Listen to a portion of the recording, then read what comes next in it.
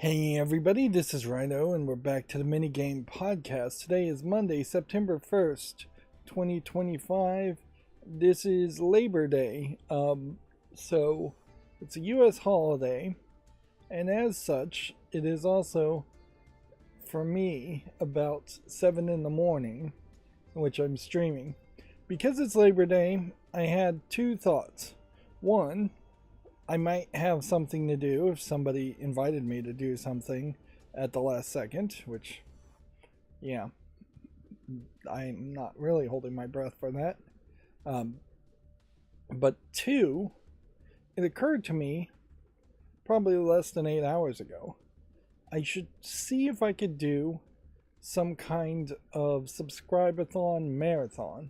We're going to do the video game news, don't worry. We'll do a little bit of warm-up for maybe only really 30 minutes, and then we'll jump into the video game news. But then after that, I'm going to reevaluate it.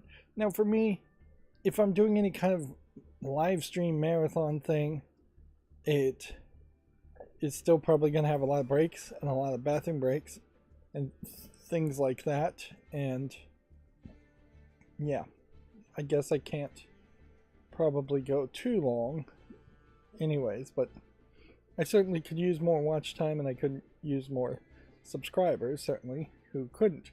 And then it definitely occurs to me that there's just no reason for me to sit around looking for slick deals, which I'm not seeing any, and looking for lightning deals on Amazon, which, yeah, I'm not even sure they're still doing the lightning deals on Amazon at this point.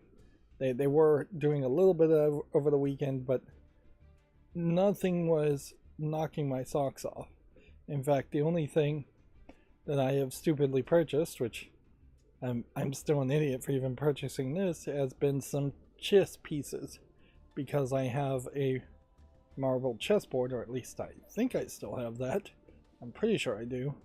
But the marble chess pieces long since were broken and lost. So $15 for wooden carved chess pieces to go on a marble chessboard. Not that I really like playing chess or even have anyone to play chess with, but I mean, a complete chess set is probably better than an incomplete chess set.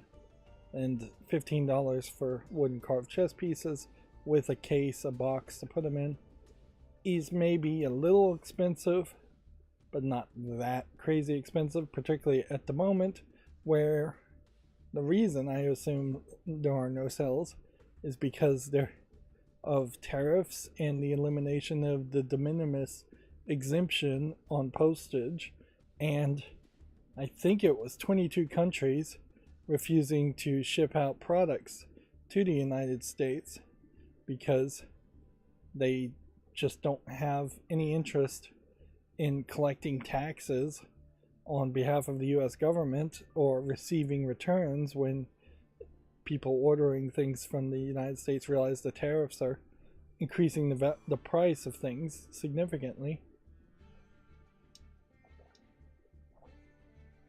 Yeah. So, yeah, we may see the end of shopping even for a shopaholic like me. We'll scroll down the SteamDB 24-hour peak chart here, and this may be the beginning of it. This is really the first actual shopping holiday where those tariffs and rules actually have kicked in, even though a federal judge has said that most of those tariffs are not legal because they were done by executive order, and not in executive orders they're supposed to be more limited to actual emergencies. So at least that's my understanding of it. Like, if, say, let's just pick Australia. If Australia went to war with the United States, then the president probably has the legal right to put a massive amount of tariffs and possibly blockade and stop all shipments to or from Australia. But you can't just have more of a non-emergency or more loosely defined emergency. Like, you can't just say that the United States is in an economic crisis and then put tariffs on basically every country you can think of, because that would be something Congress would have to rubber stamp. And in fairness, these tariffs, if the Supreme Court does take up the case on the tariff judgment and does somehow decide that the tariffs are actually legal, well, then I still imagine the House of Representatives and the Senate in the United States would still end up passing tariffs very similar to what the executive orders are. And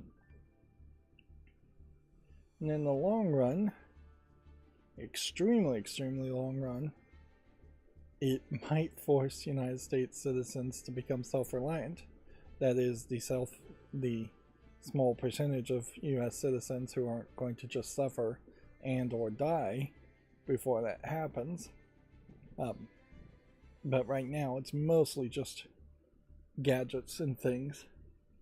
It'll take a really long time before clothes become scarce or food becomes particularly scarce to the point where there's just no food. But yeah, these Labor Day sales seem to not exist. Maybe they never exist, but Labor Day also strikes me as just kind of a great time to say this is the video game halfway point of the year, so it does make a lot of sense to do something. And so certainly that was my thought first, and was to just say, hey, maybe I should do like a follow list cleanup. Of course, right now I don't have much on the follow list, and I don't have the programming to really pull up all the games that have check marks on them. And then I thought maybe it would also make some sense to maybe work on the new layout for these live streams that I want to do, where I go vertical, but I really have no reason to work on that until I build my new computer. And I even thought about building my new computer, but I don't have a real camera there, so while I could have the microphone on, I just don't know what I'd be showing there or saying there. And frankly, something so physical as even moving my computer case. Like, I have a Fractal 7 case. It is big and heavy, and when I moved it the other day, I was like, oh man, that's an extra exertion more than what I was expecting just to move the case. But yeah, there's just really a no-go on several ideas over the past 8 hours. Whereas had I thought of this a month ago, I would have had things planned out and figured out exactly what to do, really, as far as it goes.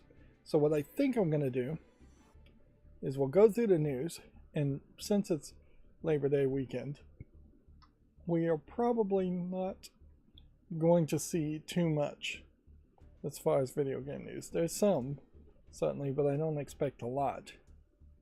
And then we'll, I think, play a game called Cryptic, which I haven't played before, so this is just going to be me effectively live streaming my experience of making pre-recorded footage. If I get that far, I'm not gonna lie, there's a high chance that we'd go through 3 hours of news streaming, and at which point I'll just be dead tired. Of course, that's kind of the problem, certainly, is that I get dead tired around 10 or 11 in the morning, and then sleep until 10 or 11 at evening, if not later. So yeah, that too could happen. But I haven't played Cryptic before, and certainly I went through several games thinking about, hey, are there any games I'd like to play a second time? And with the exception of like Binding of Isaac with the Afterbirth DLC, which I haven't actually played the Afterbirth DLC, there really just wasn't a lot showing up on my list. I have a ton of games, so I would have to really spend a couple of days going through all of the games on my list on my Steam library to figure out potentially what I would want to play. But yeah, I think Cryptic can be one where I likely will be a little bit quieter and less critical while covering it, and be maybe open to a little bit more chat if somebody does jump into the chat. YouTube is also doing a hype thing. Content creators don't see the hype button, which is probably a mistake. It definitely feels like in an associated content creator's account, whether it is the account you post for or a personal account, should see the hype button, and then clicking on it should pop up a thing going, hey, you can't hype your own content. But yeah, in the United States, YouTube is testing this hype button. So if you see a hype button and you see a small channel hype their video, it'll be very helpful to them, potentially, or at least it will be very informative to them, in that they may not get any extra views at all from that. It does feel like the hype system might very well just be like a Reddit upvote system where Karma farms are going to just pop up, or hype farm channels are going to pop up, or you're going to have these almost big channels getting hyped very early on the hype charts, whereas smaller channels are going to not really benefit from it at all. But at the very least, it's something to do. In the same way that commenting and thumbs upping and being subscribed to a channel, watching a video as soon as it's released in the first 15 minutes or so, all of those are indicators to the algorithm that the video deserves a little bit more of a chance, which will then tell the algorithm to put it in front of more people's eyes. Of course, it's always diminishing returns at a certain point, and that it will put a video in front of 10 people's eyes, and you'll have no way in which 11 people will watch that video because of that, and you'll more than likely not even have 5 people actually interact with the video if it's in front of 10 people's eyes. Yeah, you'll be lucky if 5 people even actually watch it.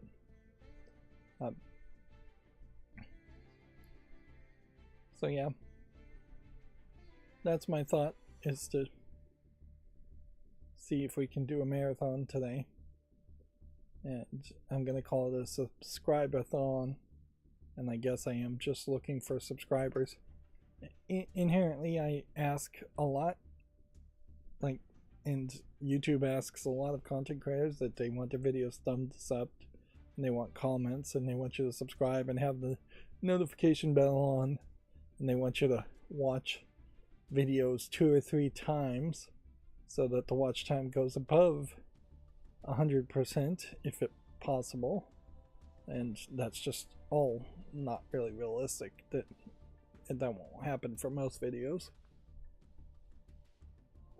But yeah, you certainly overwhelm people asking people to do all of that too, so let's just call it a subscribe-a-thon and go with subscriptions, and then hope that people will do the rest of the stuff as they feel appropriate. Yeah. I considered games like Shadow Man, but I am very much in a middle ground here, in that I don't want to play something new on my new computer while I'm in the middle of trying to build a new computer. So I don't want to play anything too new on my old computer. There are several games I want to go back and check out the graphics on, at least on my new computer, which eliminates more. I am playing Scribblenauts limited, which frankly is very limited. Once you get to about the 30-star, 35-star spot, once you get to the jail in particular, I ran into some very tightly programmed puzzles that could only be solved in certain ways. Particularly, there was one like spike ball, and I'll just spoil this, that you have to blow with a fan. You can't destroy it or move it with a magnet or a vacuum cleaner or anything like that. You have to blow it with a fan, except for when you type in a word in Scribblenauts to make it spawn and make it spawn fan, it is facing to the left. You need it to face to the right. So I'm 8 hours plus into this game, and now I have to go look in the controls after trying to figure out what I'm doing wrong for felt like 15 minutes to realize that the Q and E buttons will rotate objects. I've never had to rotate an object before. But yeah, the gauntlet in the prison really broke me in a lot of ways. First of all, a lot of the solutions to the puzzles there weren't really about typing in words and having good vocabulary and summoning objects as much as they were just about maneuvering yourself, which anytime you run into those rare maneuver the character, the protagonist, around a danger, the game just stops being a Scribblenauts game at that point, and it just becomes a very simplistic platforming game. And I can't help but feel like, particularly when you get to the prison and there's just a bunch of random characters in the prison, that there are several puzzles in that location that were just copy and pasted from previous Scribblenauts games. Because there's just not really a logical theme connecting all of it, and it does just seem kind of random. Also seems like sometimes just random things happen in Scribblenauts. Random objects will appear, or random effects will happen to your character. Like at one point he became invisible. I don't know why he became invisible. Yeah, on one hand, it feels like it should be a mobile game where you have to solve crossword puzzles, and then in solving crossword puzzles or anagrams, you get specific words that can be used to solve a specific puzzle. And I say that it should be a mobile game there because it feels like you really should limit the player to only doing like 1 to 3 puzzles per day and not burn through it, because it's going to take you a while to make more puzzles. On the other hand, it feels like Scribblenauts maybe shouldn't be a word game at all, and it should just be a case where when you go through an area and you see a basketball, you pick up that basketball and you put it in your inventory, and that unlocks the ability to use basketballs for future puzzles. So the first puzzle effectively would unlock maybe 3 or 4 objects, and then there would be a branch to other puzzles, and those other puzzles would have to use those 3 or 4 objects to be solved in perhaps slightly difficult ways that later on you could go back and solve the puzzles much easier, maybe even have a time limit on it. But yeah, it definitely feels like it would make more sense for it to be a game that plays that way, instead of it being that from the very first puzzle you can just type in any word you can imagine. Which then also highlights the problem with Scribblenauts, which there's a lot of problems with Scribblenauts, frankly, in that if you have a good enough imagination, you can just type in giant words, very big high school and college level words if you want to, and summon in things. But it certainly doesn't look like or feel like a game that is for high school or college kids. It feels like a game for, 6th graders, maybe 10-year-olds. But then there's too many Warner Brother references in it, like zombies and the Invisible Man, and some of the references even go over my head, and some of the puzzle pun titles are definitely references to things that a kid's unlikely to have seen all about it. There was a whole Jurassic Park section that was clearly just a reference to Jurassic Park, the first Jurassic Park movie. But yeah, it just doesn't really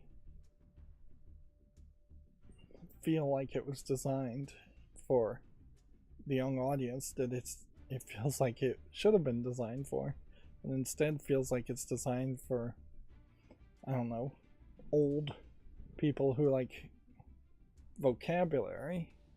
So I think it might be more of the cracking the cryptic style crossword type of people, but then the puzzles aren't anywhere close enough to being difficult enough for that crowd. So I don't think it really has an audience.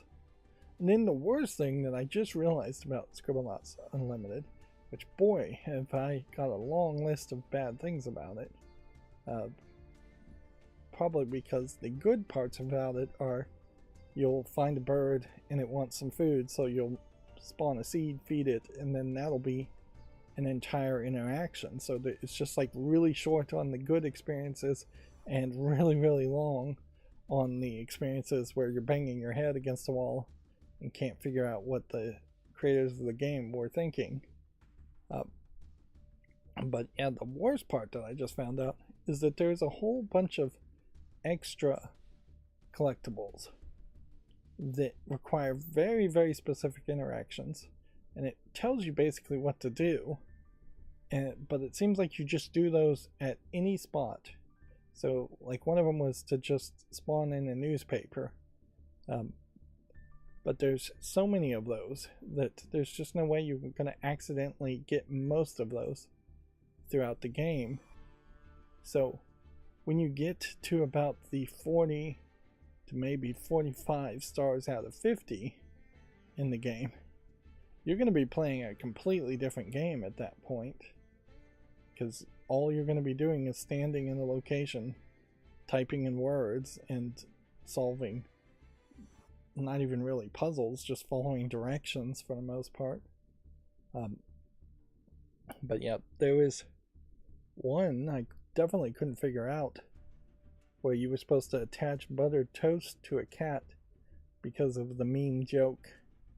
If you glued buttered toast or somehow attached it to a cat, which way would it land? Because buttered toast on the back of a cat would cause the cat theoretically to flip upside down, because buttered toast always lands buttered side down, which it really doesn't.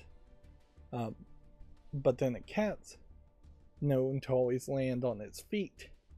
So the meme joke is that if you attach buttered toast to the back of a cat, it would just float in the air, flipping infinitely in circles.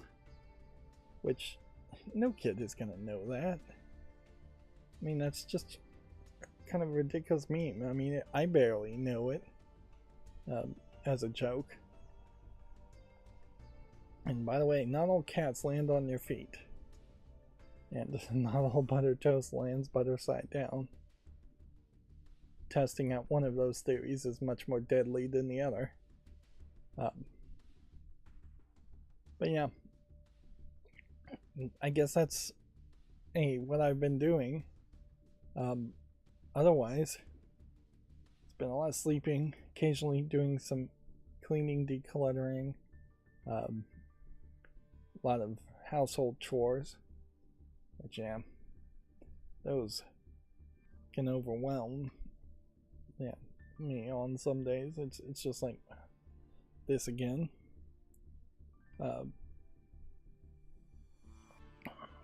One of my neighbor's car's lights are blinking like crazy, and I saw it at like 4:30 in the morning, and I went over and rang their doorbell once and then waited a minute 30, and they didn't come to the door, and I can't really blame them, so I guess probably shouldn't have even bothered to try and ring their door.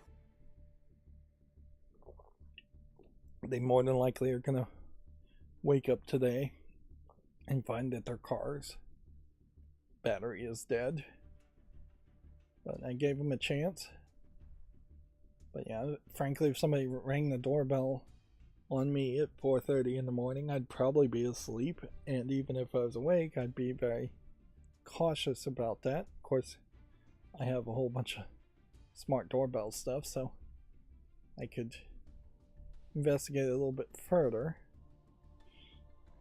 I looked into the, speaking of cars, the Ford Lightning battery situation, with a whole home ability that a Ford Lightning could power a house for an emergency.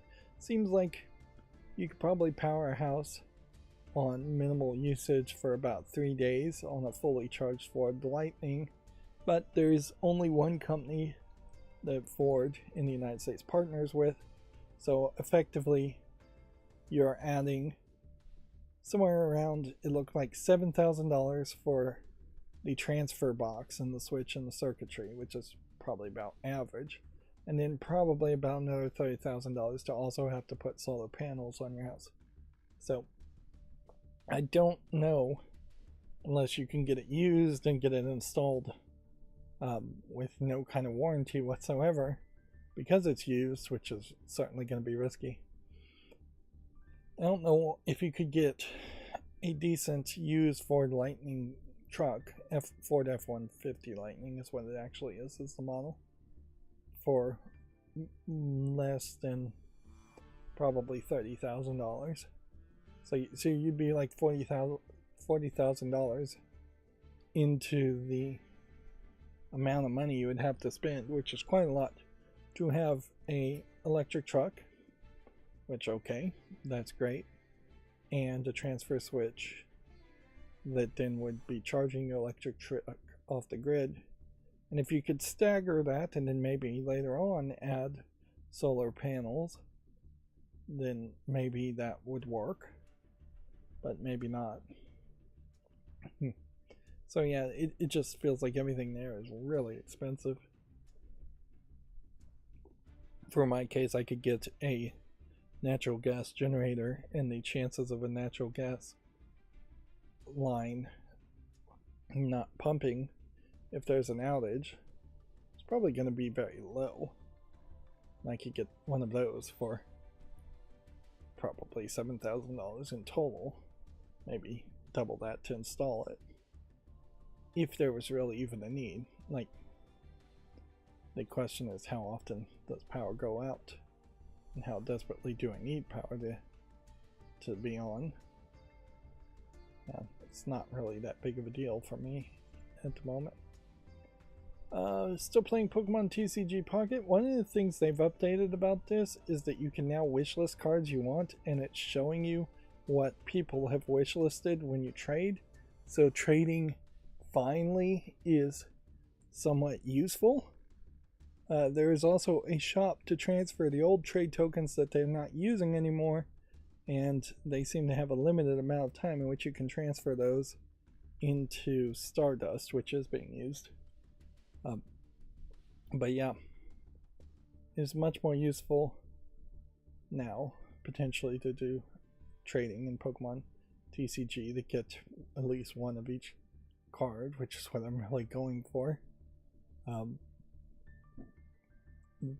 On that, though, there's still really no reason why you actually would want to play the actual game in it or put any actual money in it. I do think Pokemon TCG Pocket will stay around just because Pokemon's on the name for a while, but I do think maybe 4 or 5 years you'll see it shut down or get replaced with something else.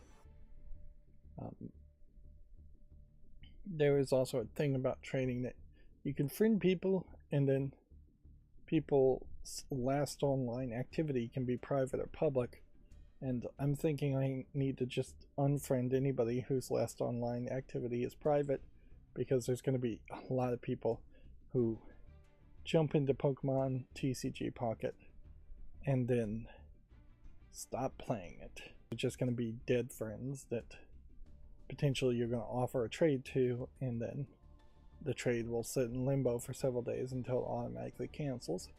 Still playing Memento Mori, nothing new to say there. Still playing Magical Modica, or Modica Magica, Magi, etc. Speaking of anime, might as well. Apparently there's an Australian release in 4K UHD of Angel's Egg, which is a very rare anime movie from, I think, probably the 70s, maybe 80s. But yeah, it's kind of rare. It's kind of a crazy one to be remade. I think the person who worked on it probably went on to do bigger and better things, which might explain it, but it doesn't seem like there's a United States, North America region release.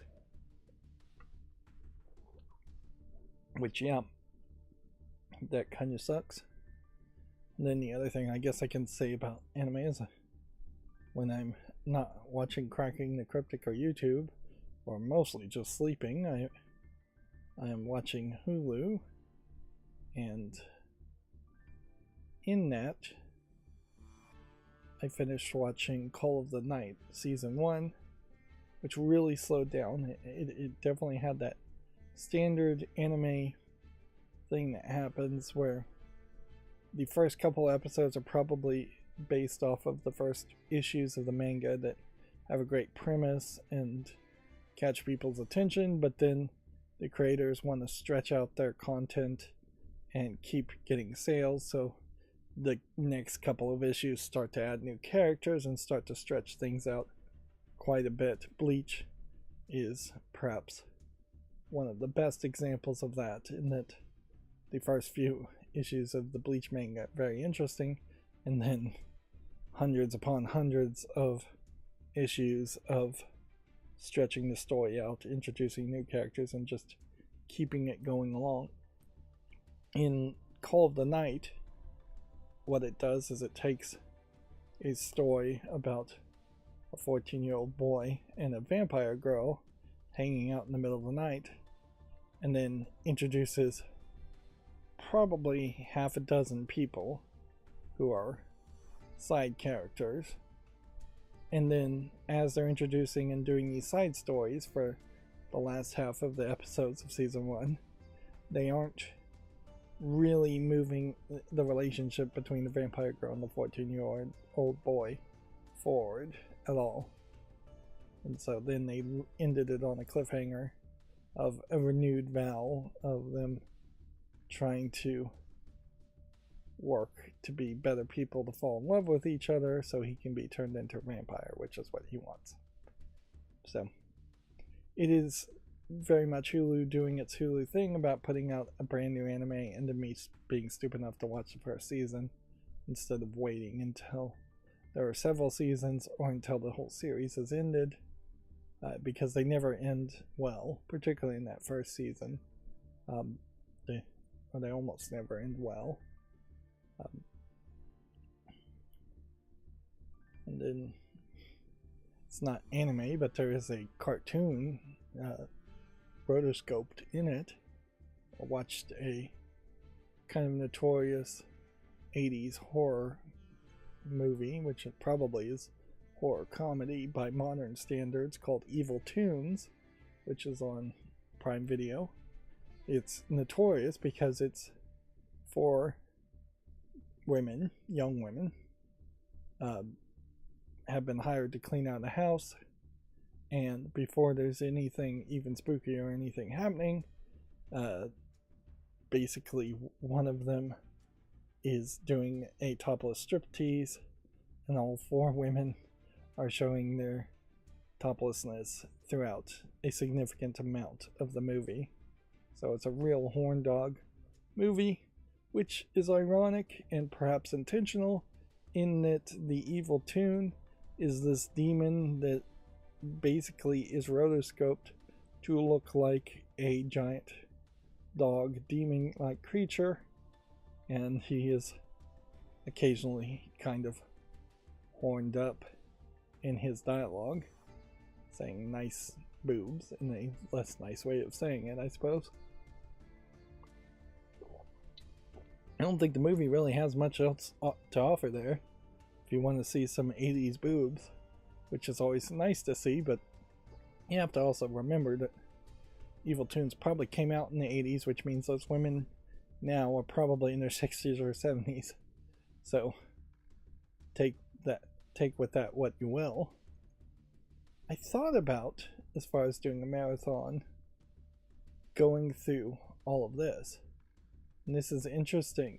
Just now, Bongo Cat has shown up on this chart, which, yeah, that's another one of those idle games or clicker games that I really wouldn't qualify as a real game. But yeah, if we were to just quickly go through this list of what this chart was supposed to show, is that what are the most played games, what are the most relevant games, there's really not a lot to say. Just that there's a lot of people or bots still playing Counter-Strike 2 and Battlegrounds and Dota and Apex Legends and Marvel Rivals. Like, there's maybe a story around the idle clicker game Bananas still having a lot of bots on it. But yeah, mostly I think you might find that there's a lot of bots in most of these games. I'd have to investigate if I thought there was any in Stardew Valley, because I don't think there's a real reason to have bots in Stardew Valley. But yeah, something like Football Manager 2024 might have reasons for bots. Call of Duty almost certainly has reasons for bots. Not sure if Dead by Daylight has any real reasons for bots. But these would all be bot accounts that individual people or organizations are running, not bots that are being added by Call of Duty's creators to fill out their lobbies. And I can only speculate. I have no real evidence to say that there's any bots in any of these games.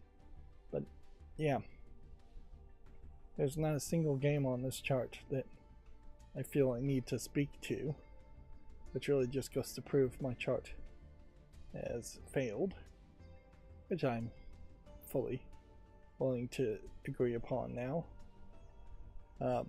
I definitely thought about maybe just playing more PC Building Simulator as a marathon today, but yeah, I don't really think that makes a lot of sense.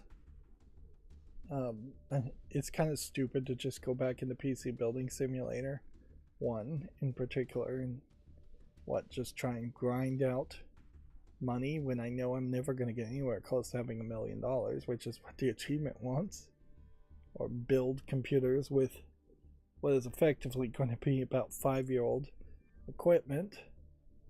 If I had PC Building Simulator 2, that would be a different thing, certainly, but yeah.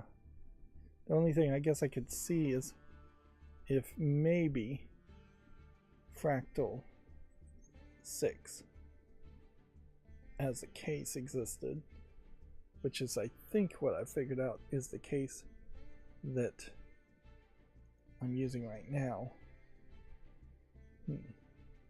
So it probably does exist. But yeah. So if I did a little bit more research, I could probably build my current computer in PC Building Simulator 1 and do a little bit better job than the last time I tried to do that. But that's kind of it. So yeah, I don't think there's a real reason to do that. Now, noticeably, this is not considered a Labor Day sale. The Steam third-person shooter sale. It's not labeled as that. Although, maybe TPS reports is a reference being made here. But I don't know how many people actually do TPS reports in the real world, or if that isn't just an Office Space joke more than anything. I imagine some people do TPS reports, but I don't know how many do. Like, at a certain point, maybe there is just an argument too that you shouldn't buy things on Labor Day. because then that means you're making people work on Labor Day, and in part maybe the idea is to give people a break on Labor Day and not create more work for them. There's certainly a thought there. I have to question if Adventure Time games these days are really relevant. Any of these old cartoons, which aren't even that old, though, just don't seem like they really would be connected to the current kid audience, let alone kids that would be old enough to really be on Steam. So yeah, because it's Labor Day, I'm not expecting too much to be going on here. You can still see Gears of War Reloaded is mixed reviewed. I did see a YouTuber talking about the new language segregation that is happening by default on Steam, and yeah, it's really hard for people to complain about what Steam is doing, because it is perhaps just the slightest bit of shenanigans for a Steam storefront that has been very much well known for not having as many shenanigans as other stores do, which, when you ever are making that argument that other people are worse, that's probably a terrible argument to make. But yeah,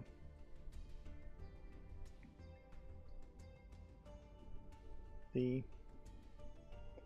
truth of the matter is that, yeah, a lot of people are not going to care if a game doesn't support Chinese, and then the Chinese, and let's face it, it is the Chinese most of the time, are complaining about that. Now, I won't use the phrase review bomb, but there definitely is an argument being made that this is just a new way of them hiding review bombs.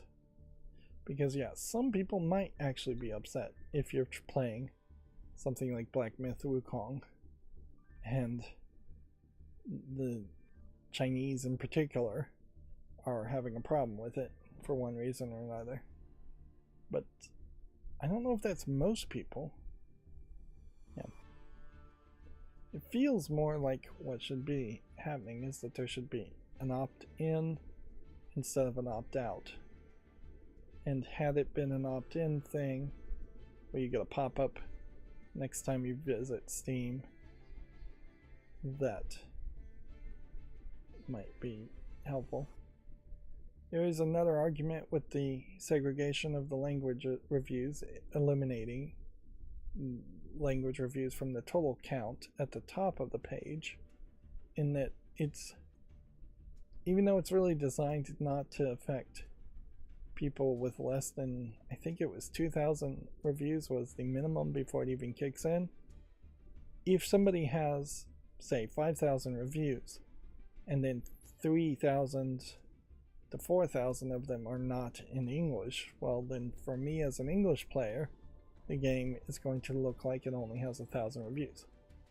I questioned, though, in that argument, if there's anybody that really should be holding that level of high standards to games based on reviews, because for me, I really don't consider a game irrelevant until it is below 30 reviews. And in fairness, most of the products people buy, you wouldn't care if the product had no reviews or 5 reviews. When I'm buying something on Amazon.com, particularly like a Tuya smart device, there often are products that have just like 70 reviews or so, and half of the time the reviews are still kind of bad on Tuya smart devices, because there's just a notorious amount of trouble people have connecting it to the smart home app, sometimes, depending on the device. I think newer versions of them probably do better now, but there definitely have been some devices I've gotten that just won't connect at all and are probably broken and dead on arrival.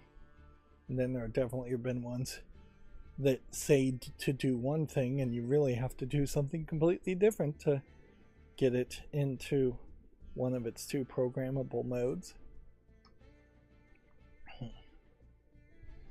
But yeah, I wouldn't really reject a game just because it has no reviews.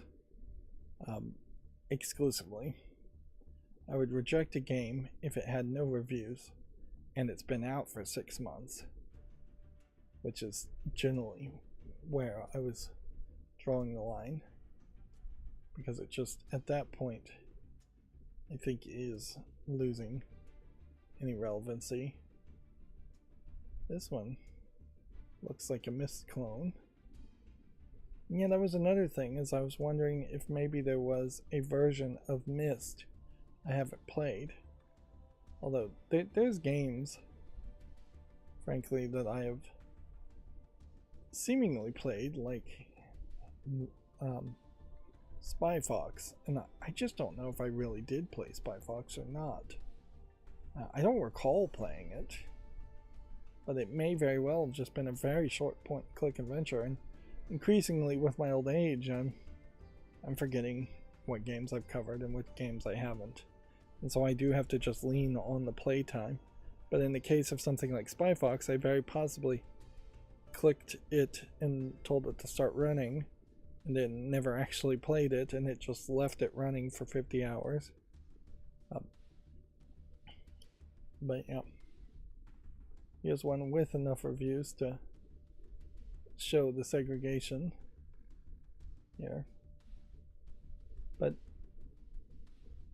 the language breakdown isn't even going to be what affects me on reviews. What I'm going to look for is negative reviews. So inherently, of the 3,468 reviews, only of which 3,170 are in English, I only really care about the 335 negative reviews.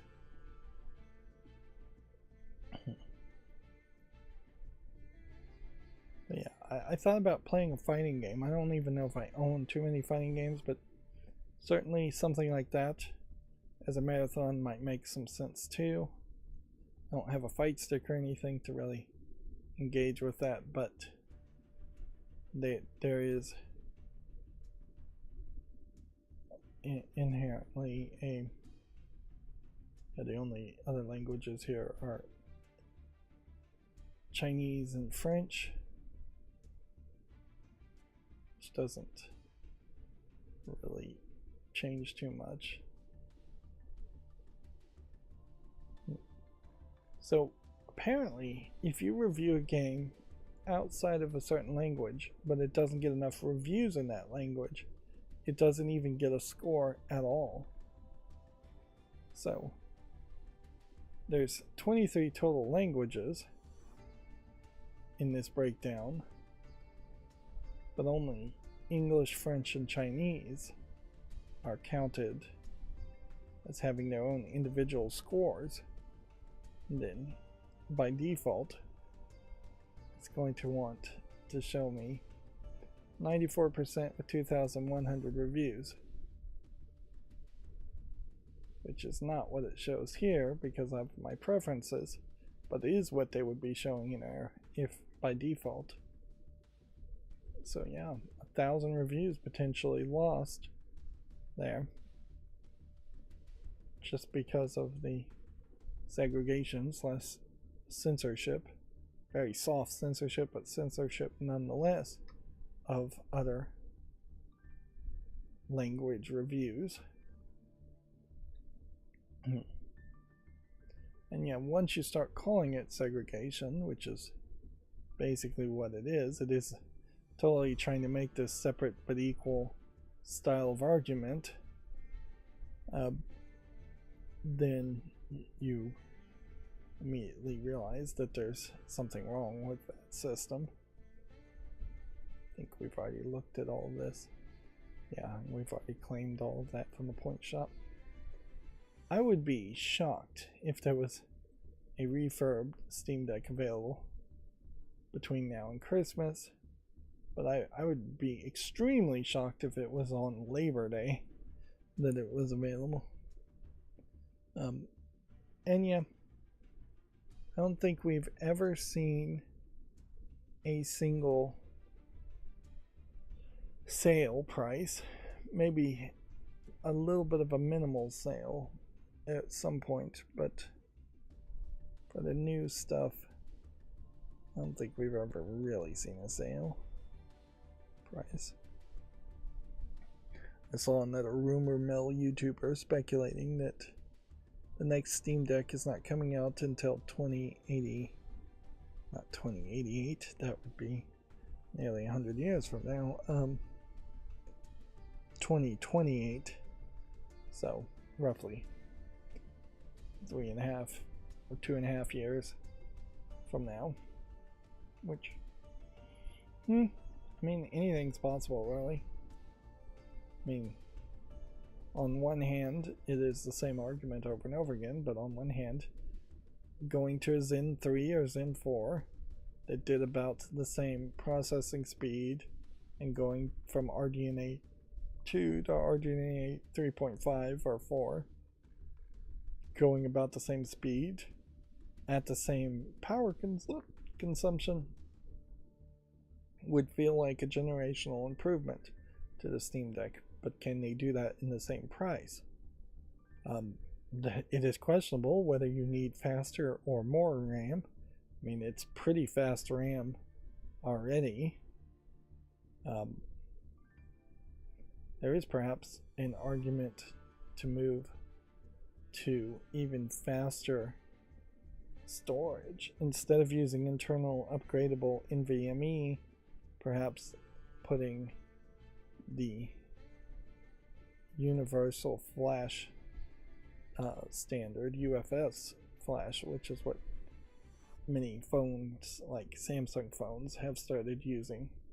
But if you use that, then you'd have to do some pretty custom hardware programming. It would be very non-standard to do that.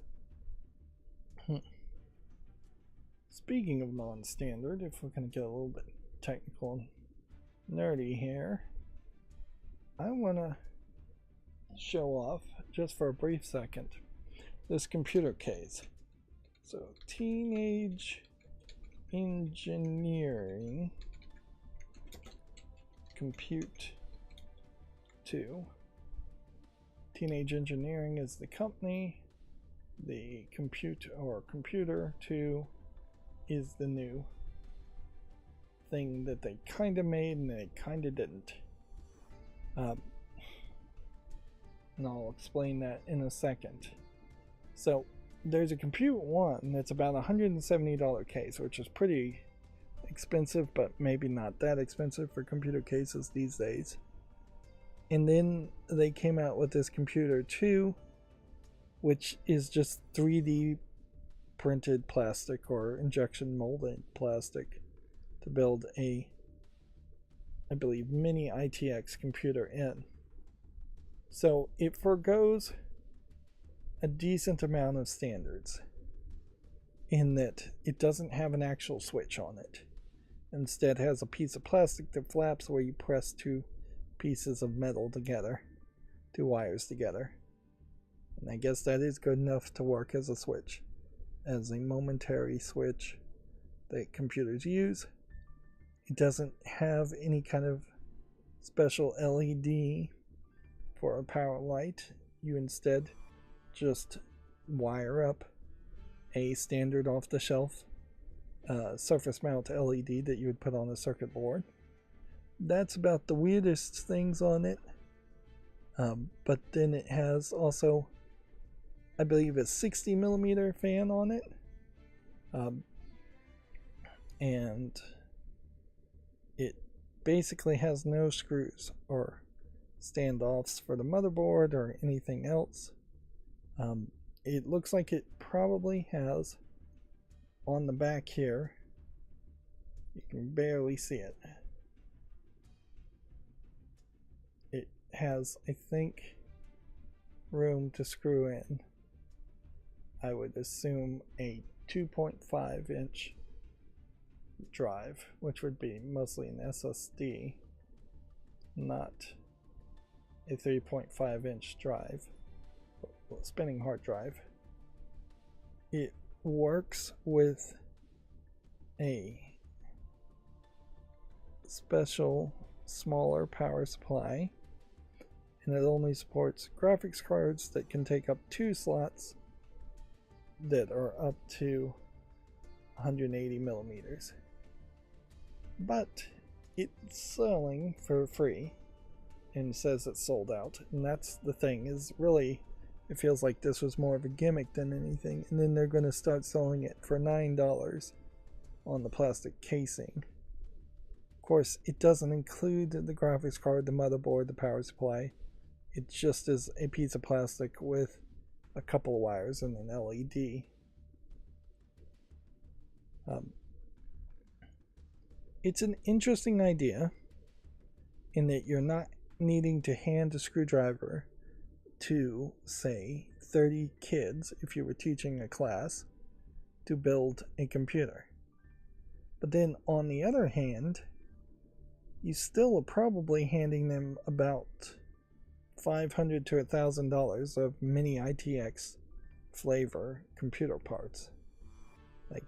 And the real danger is not that you're going to have kids strip screws on a case or break a case in some crazy way. The danger is that you're going to have them bend CPU pins or snap RAM in half or short circuit power supplies. So let's say this was a $100 power supply. This is probably going to be a $200 motherboard, depending on what you could get.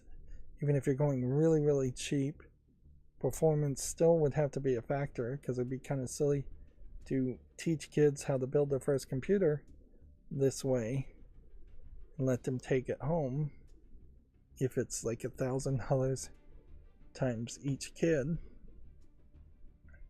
You're going to have limiting capability on your graphics cards, so these aren't really going to be powerhouse computers.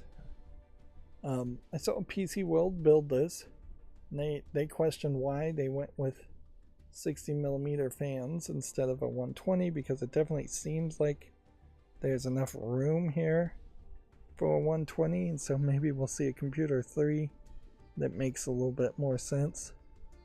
But it's all just snapping together to be put together. There's no screws at all. But because you're snapping the motherboard in, it's questionable whether you wouldn't just have to break the case to remove the motherboard for any reason. And at a certain point, maybe just motherboard cases should just origami themselves in cardboard if you're going to do something like that, and turn in the cases for free. It's not really likely that your computer case is going to be armor for a computer unless you're moving your computer around, and with a handle, this one I guess is designed to be moved around a bit more, which would mean that the plastic isn't going to act as very good armor for drops or being knocked over, potentially grabbed and stolen. So yeah, putting a handle on a plastic case probably is pretty crazy. But yeah, it's an intriguing idea. If you could get a case cost down from even $50 at cheap to $9. But then you run into the other problem of, like, if this was a STEM class, if you're teaching kids this, you've just done what so many other STEM classes have done, which is you've perverted what the reality of the situation is to accommodate arbitrary requirements, often by teachers, principals, and schools. Usually in STEM classes, this presents itself in that you'll have no soldering rules, where you're trying to teach science, technology, engineering, and mathematics.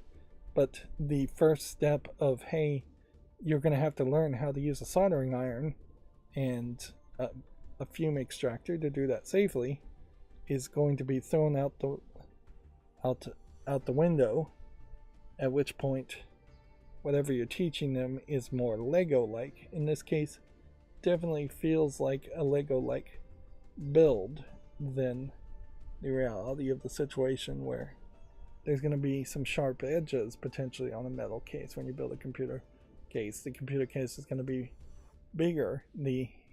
You're probably not building an mini ITX computer in the real world. It's going to be heavier. It might have glass on it, so there should be some experience with that, at least. At the very least, when I was taught computers, I was working with old computers that didn't really follow the new ATX standard at all, but at least it was very similar and predecessors to the current standards as far as building computers. Definitely, it was the case in my computer class where I convinced my parents as a project to build a new computer, and basically every single new component on that new computer was unfamiliar to us in the class because we'd just been looking at previous generations.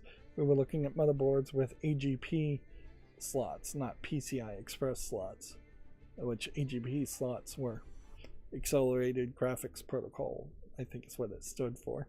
Specific slots specifically only for graphics cards, and they don't do that anymore. But yeah, the RAM was different, the CPUs were different, just everything somewhat familiar on a tiny level, but mostly unfamiliar.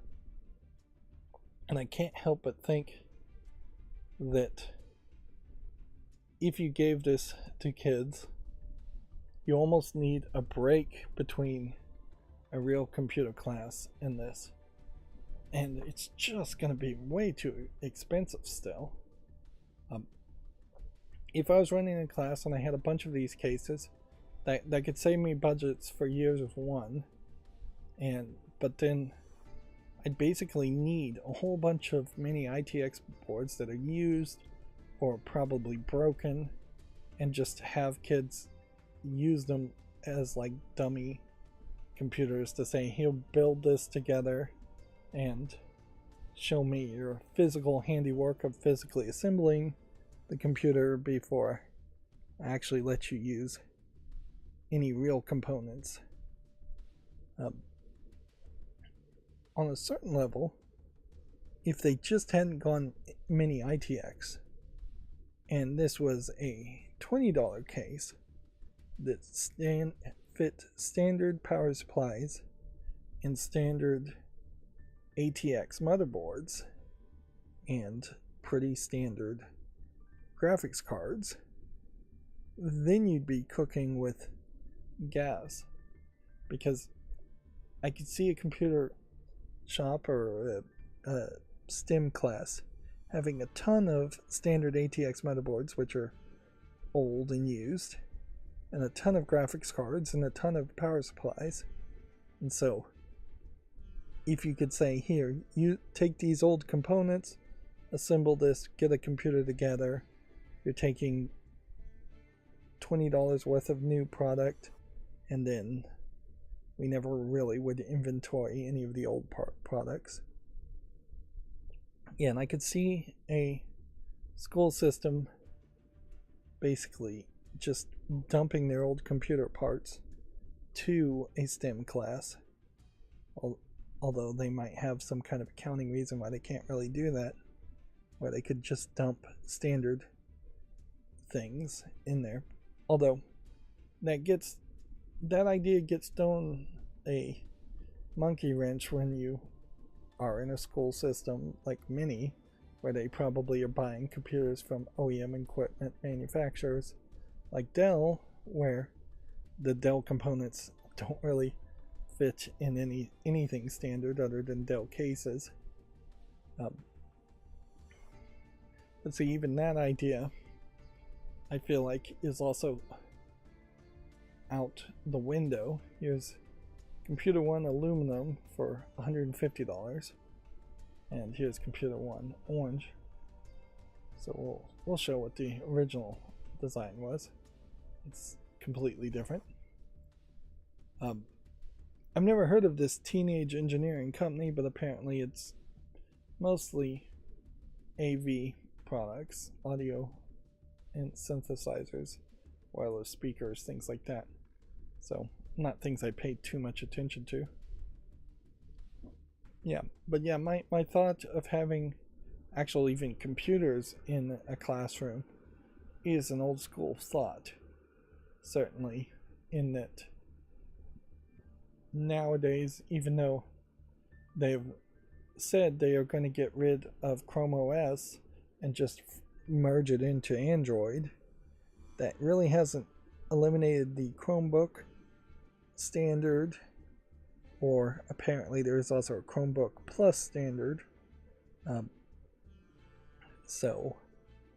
And apparently any new device that comes out as a Chromebook, labeled as a Chromebook, is going to get 10 years of support. So yeah, most schools are going to have students just be required to buy Chromebooks, and thus there aren't really going to be computers in the classroom for most cases, and not permanent computers that stay in a classroom. And then IT departments are just going to have less computers that break that they would want to hand to a STEM class.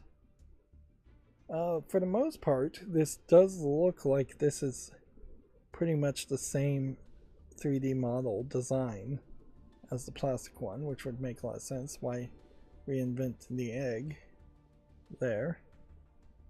Or reinvent the wheel. That's an actual phrase. PC World made an argument around rotating a lot of it. But yeah, it does seem like, since it is so tall, just having the top panels on top and the graphics card connectors on top would give a lot more room for graphics card. This one is also limited to 180 millimeters. It definitely seems like there's just two screws here to screw in what seem like only 2 millimeter, 2.5 inch SSDs. And see, that's my biggest problem with this design, as far as a computer case goes, is that you still want room for at least a couple 3.5 inch things.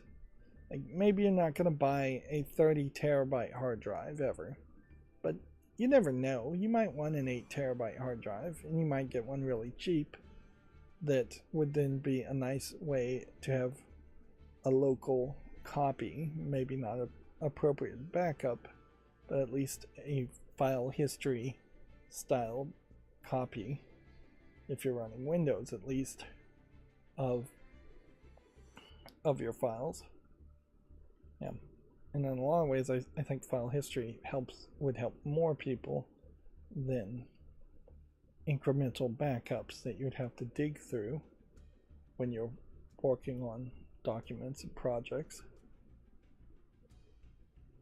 So yeah, I wouldn't eliminate it to the point where there's just not room for at least one 3.5 inch. Although on this you could certainly plug in a USB external hard drive, but at a certain point maybe you could plug in a external Thunderbolt graphics card too, with what is it, eSATA, external SATA connections capabilities. And before I completely move away from this nerdiness, I will also say that PC World, which I guess I'm watching more of them these days, I've kind of gone full circle, and the red-headed Will Smith, who was on Tested, is back in my life at some level. not really, but I'm watching him on PC World, where I was watching him on Tested, perhaps 10 years ago, before Adam Savage's production company seemed to buy Tested and run it kind of into the ground.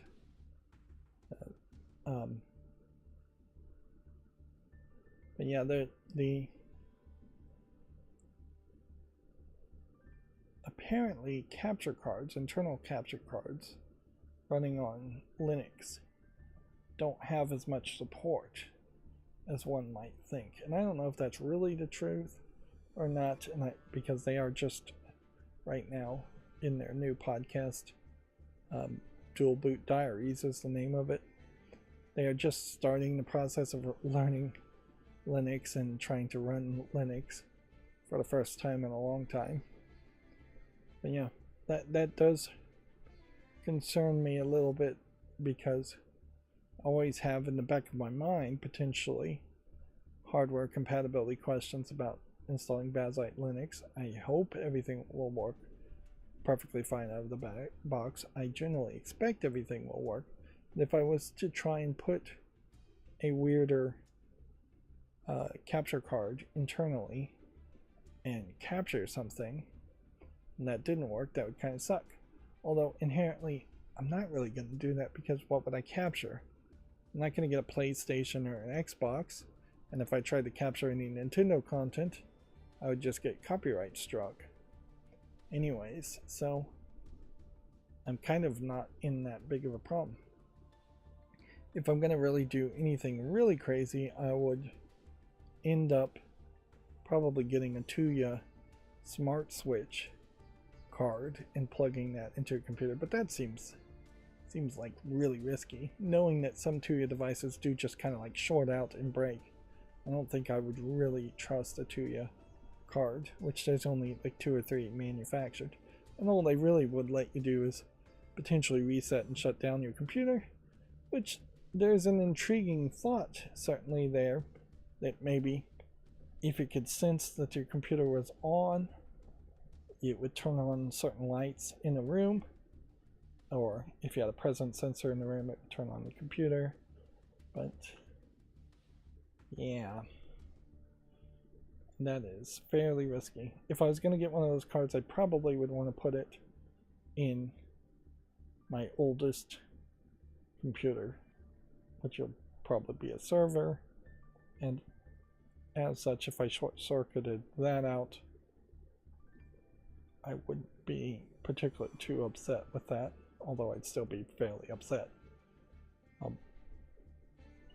Speaking of servers, whenever I get around to that, apparently there is a new standard over iSCSI called NVMe over Fabric, which is potentially going to make transfers over the network to have disks appear in other servers move a lot faster. And so I have something new to learn. But at the moment, it's time for my first bathroom break, and if I am gonna marathon it today, there will be a decent amount of these. So I'll be back in a few minutes. Bye.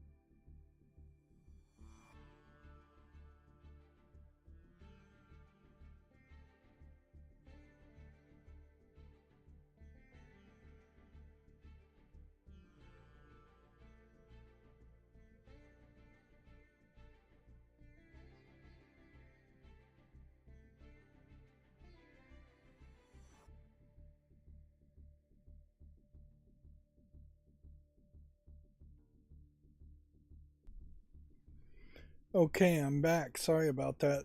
Yeah, that was a long break. And certainly, what was that, like 37 minutes? Yep.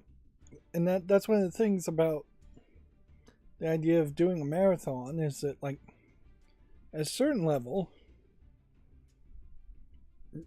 it's gonna, like, non-emergency bathroom breaks just don't feel right and don't feel like that'd make sense. Like if I was gonna just go do a load of laundry, or if I was gonna, I don't know, take out the trash or something like that, you know, that feels like I'm just at a certain point kind of abusing my audience, or asking way too much of any potential audience I might have, is saying, hey, just watch these random replays of Yu-Gi-Oh! Master Duel while I'm taking a break. And that's certainly why I've always thought if I was really going to try and do a marathon and do it right, I definitely would need 2 or 3 other people to just kind of hop in and cover for me. Just like, and that certainly is how I've seen other people do marathons too, is that you have at least 2 people and one jumps in and starts playing a game while the other is taking a break. Anyways, moving forward, we'll go through the Video Games Chronicle articles. Again, Labor Day event right now. I did, while I was going to the bathroom there, look at Slick Deals and see if there's any new sales, and with the exception of a whole saw set, if one needs a whole saw set, really does seem like nothing is available to really consider. Amazon.com's selling stuff, but none of it's particularly that interesting. But yeah, certainly not a lot of video game stuff popping up in particular. But I forgot about the fact that today is the new month, so we didn't really pay too much attention to the gacha charts. But the general thought is gacha sales overall are just going down, as Asian countries, Japan in particular, are getting tired of it. And so we may find that a year from now, looking at the gacha charts is not even that relevant as far as trying to figure out what games people might be playing on cell phones. Oh, speaking of cell phones, I got an email from Google saying, hey, we're going to spy on you some more, and what we're going to do is take your Google Play account and present that information more directly in Google Play. My assumption is that there's some new terms of service agreement you have to agree to, and inside that new terms of service agreement, maybe it's paranoid, but it's probably the right bet, they are also giving themselves more power to do something more with it. Probably share/sell your play information to third parties. Not that I really care too much. I don't think too many people are caring. Inherently, Android has made itself a somewhat stagnant operating system that never really embraced gaming, or convinced people to embrace gaming. And really, at this point, most people, I think, would be happy if it just stopped trying to iterate and just stayed the same and become a very stagnant, occasionally getting a security update type operating system. Of course, you see how Windows went, where most people were pretty happy with Windows 95, and they had to constantly find some reason to sell something new.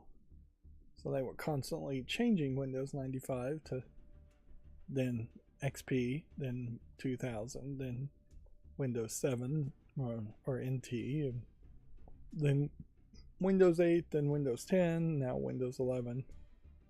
Now there's been more iterations on Windows that are unwelcome than there have been ones that were welcome.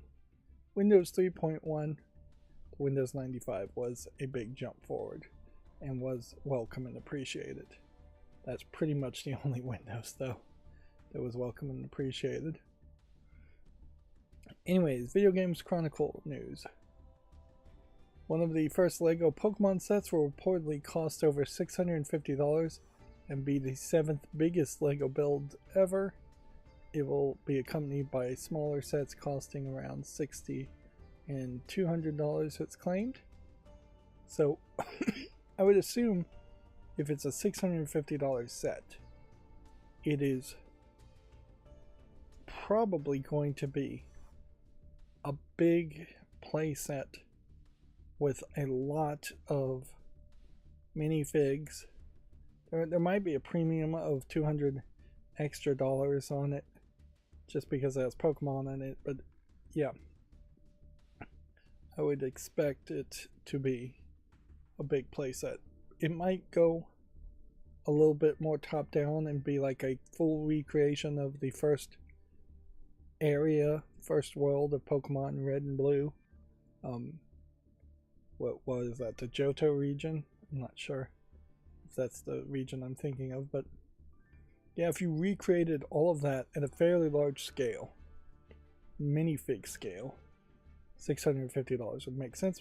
That being said, Lego sets are just crazy, and that was something else I thought about doing in the marathon today, was just pulling out some Lego sets and building them, but I don't even have a camera, so like I literally do not have a camera, and that was something I thought about buying, is just getting a cheap on sale webcam. But yeah, there still are some Lego sets I want to do, but there is just definitely, I don't think, a lot of views I'd get from putting together Lego sets, and not much I'd really have to say around doing Lego sets. I want the Game Boy Lego set, but then there's also a Gremlin Lego set that I think we should also show.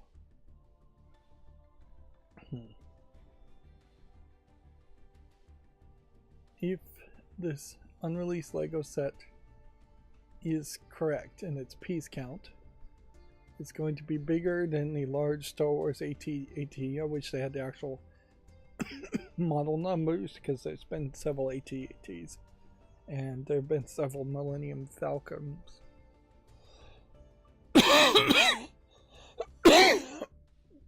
But there is something to be pointed out too, that the world map at 11,695 pieces is only that high because the world map is a flat map of the world using 1x1 pieces, whereas all the rest of these sets are going to use 2x1s, 4x1s, 2x2s. There's just going to be a lot more pieces that take up more square centimeters than the world map does, which we should probably just see if we can bring up the Lego world map just to show the difference there. Yeah. So yeah, here's the Lego world map, and its color palette is actually pretty bad, I'll also say. And so it kind of, for the price, was never one I was super enthusiastic about. And that you're building this frame, and then you're getting a bunch, well, 6 of the smaller blue base plates, and then on the blue base plates you are just assembling a lot of 1x1 pieces like this, and you may run into some pieces that are 2x1s, which these two are probably 2x1s, but you're not going big. You're not going big vertically, and you're not going big on the XY axis either. This might be the biggest piece on the whole thing. It's just a wagon wheel making a compass on it. Although the biggest piece might actually just be the frame pieces. And then you have to place blue pieces to connect the different base plates. So yeah, it's just not a particularly big, exciting puzzle thing. What is it? Set. Yeah, Lego set. Compared to some of the other bigger ones, which the other bigger ones are also just too big too. So yeah, $60 for the Game Boy pales in comparison to $650. And here's another Milky Way Galaxy one for like $200. And yeah, you can see the piece count on the Milky Way Galaxy is nowhere close to 11,000. They've scaled it down quite a bit to 3,000. The piece count on the Game Boy is 421 pieces. Much more reasonable amount of pieces.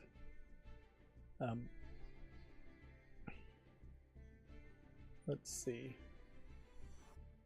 New sets. Here I don't think are going to include new ones. And once you get past the 3,000 points, you're getting into a ridiculous spot. Here's the Hogsmeade Village Collector's Edition for $400 at 3,228 pieces, 10 cents a piece, or a tenth of a cent a piece. Is generally what you used to want. Nowadays, with a license in particular, the price goes up. But you're not too far off from that, where this is 2,953 pieces for $300. So if each one was about a tenth of a piece, this would be $295. Of course, that is a pretty arbitrary number that they've just also made up. I haven't been paying a lot of attention to see what the gifts with purchases offers are, so I've probably missed out on a few, and that's probably fine. I have a ton of Legos I really need to build. But yeah, I'm kind of decorating my house with stupid Lego in a stupid childish way, and I am a fan of movies, but it also kind of makes very little sense to spend $100 getting Gizmo from the Gremlins movie when I don't even think I have a Blu-ray of the Gremlins movie. So I am really would be decorating for nostalgia. Although in fairness, I also have the Ghostbusters Firehouse, and it's not like I've watched the Ghostbusters movie in a long time in the past few years. So a lot of these decorations are very much just nostalgia for my childhood in Lego form, which is probably as cheap as buying a Gizmo statue that otherwise wouldn't be in Lego form. Obviously it would be cheaper than buying a actual prop used in the movie if you could get that, but if I was to just look up, this is $109. Alright, Gizmo Gremlins statue. That's the wrong word to use. We should call it a figure. Let's just see if you had that much available to you. You could get a 7-inch scale one for $43, so you are paying a premium. This collectible here is $500 on eBay, which doesn't really tell you anything. You could get one for $38. Looks like here's one for 4 inches tall for $13 plus AliExpress shipping. This is $20 on Amazon.com. You have to remember AliExpress now in the United States is probably going to add $10 to $20 in shipping, or maybe exactly 150% of the value. So here's one for $100. So yeah, if your geekdom flies into the direction of many different things, then connecting them all with Lego gives you a little bit more entertainment and isn't costing you that much more, and it has a thematic connection of some sort. I wanted to show here what the cost of some of these are for Funko Pop versions of them, and yeah, it seems like it'd be about $20 to get the awful big head Funko Pops, which, by the way, I saw a review on Funko Pops, the Funko Pop Frenzy game that came out and people have already forgotten about. Yeah, and apparently it's buggy and weird and just doesn't seem to really have an audience that it knows to target.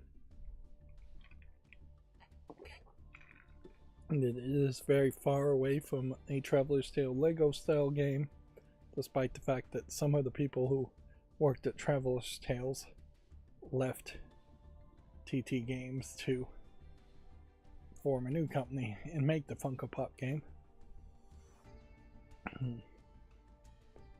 Yeah, it'll be interesting to see if this rumor is true as far as the Lego Pokemon set. If it wasn't a case of building a giant playset, the only other thing I could think of doing is that you would be building a giant statue, like the Mario Bowser statue, which isn't even in the top 10 because for piece count, because it didn't have anywhere as much as far as those pieces were concerned. I suppose it could be a big diorama, just a bunch of Pokemon in some kind of picture, on flat 1x1 pieces. There is a possibility that way too, and certainly the Pokemon sets coming out right as the Game Boy set comes out is no coincidence. But yeah, I would definitely think it's going to be a big play set. That at the very least it's going to be a gym. At the most it's going to be an entire world, or maybe an entire region of a later game that depicts a lot of different things. But yeah, I could see it being a city with a gym and a Poke Station and Pokestop, maybe some of the other things. Just a few small buildings, giving you kind of a street-like layout. But I could see it also just being a big arena, and only an arena. Which, yeah, I don't know if Lego really wants you to pick up Lego minifigs or Lego statues of Pokemon and pretend like they are fighting each other. But maybe they really wouldn't care too much. What would be really shocking is if there's a lot, frankly it'd be a little shocking if there's any Pokemon that are in the Lego Friends style with dolls instead of minifigs. But who knows? They may very well be going big here to outshine the past of Mega Brands, Mega Bricks.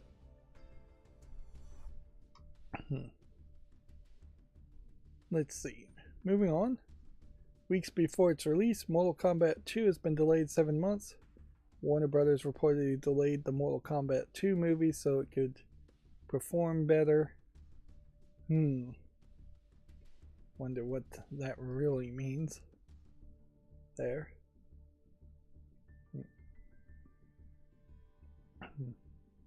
But yeah, this is another example where I feel like Warner Brothers just doesn't know what they're doing.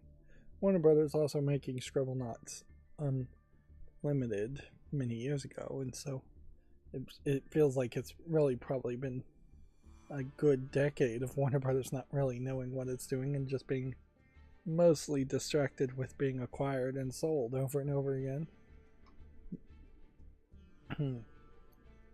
Yoko Replay has been confirmed for October at $30, an additional 30% discount for the original owners. Yoko-Laylee Remake will release for the Nintendo Switch 2, the PS5, and the Xbox. I played a game, and the footage hasn't aired or been scheduled yet, but it was called Rota, R-O-T-A, and I don't think it was a particularly good game in any way. And at some points, the creator had put the game out for free, and I got it for free, and so it felt kind of like even as a student project, kind of a bad student project. It felt like it was going to be like Mario Galaxy, where you're just spinning the gravity of the world to solve puzzles, and while you are doing that, it feels nothing like Mario Galaxy, and some of the puzzles are just beyond me and too difficult. Well, I happened to come across a update for that game, and apparently, however they did this, and maybe this is just standard on Steam, by making his game free instead of perhaps putting 100% discount on it, the Steam customer rep has told him that the game cannot go back to being non-free.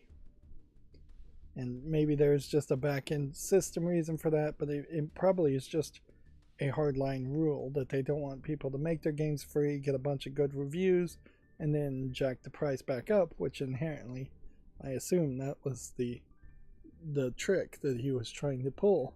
So he put out a post going, well, the game is free for now, for the future, forever. And he didn't really phrase it in anything other than the way I just described it, as he had planned to only temporarily have it free and then make it cost money again after it got some positive feedback or positive reviews, and Steam apparently stopped him. Which, on one hand, I don't want to see Steam stopping creators from pricing their products the way they want to, but it is Steam's storefront, so I can't really blame them for that. And on the other hand, I don't want to see Steam become yet another wasteland where people are manipulating reviews and prices all the time in a kind of trickery way. Weirdly though, I think if he had just discounted his game by 100% instead of making it labeled as free, if he'd just gone through the other process, it probably would have been fine. But I think there might very well be a back-end thing that once a game is moved to being free, it is on the free games list, whereas if you 100% discount a game, then it is still on the paid games list as far as charts go. So yeah, you can play Rota for free. Would I recommend you play Rota? No, it's not even worth it really at free. Moving on. So, next Video Games Chronicle articles. Steam now requires age verification in the UK for mature game pages. Steam has added age verification in advance of the UK Online Safety Act. Weirdly, though, I think what I heard is that this UK Safety Act really leaves it up to each storefront as far as how they're going to verify the age. And I think Steam has basically said that if you have a credit card on file, then you are probably over 13. And more than likely, if you have a credit card on file with Steam, the credit card tells the exact birth date of the credit card holder. I think that is information that definitely is said. So age verification can be done automated in such a way. Of course, nothing stops you from stealing someone else's credit card information or any other information to verify your age anywhere if kids start getting sneaky about it, which they will. But yeah, I definitely think Steam and most of the people in the UK are going to actively do the least amount of work to comply with the UK Online Safety Act, which I think had something to do with the Snoopers Charter. And yes, I can say also it seems like the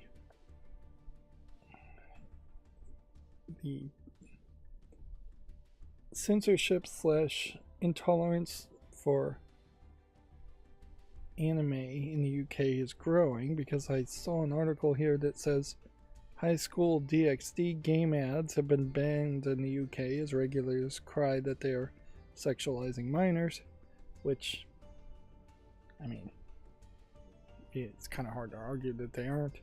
That maybe the characters are 16 years old and technically not minors in Japanese things, or maybe they've been redrawn, or they're older characters who are 18 or even 21 for those specific ads. The sticking point I would have certainly against that kind of censorship is you're calling cartoons, drawings, minors, and they just aren't that. But yeah, it definitely seems like there is a porn crackdown in general happening in the UK, and yeah, I would think the UK would have better things to do with their time. Also saw an article here from one of my other sources saying that the Danganronpa creator says more Japanese games could exist if you let creators run wild. That being said, I think the Danganronpa creator just made Tribe 9, and Tribe 9 as a gacha game, it seems to be failing. So while he is appropriately advocating for his own artistic freedom, Danganronpa is the creator of Danganronpa is perhaps one of the most wild and crazy creators already, and his wild and craziness, I think, probably hurts sales.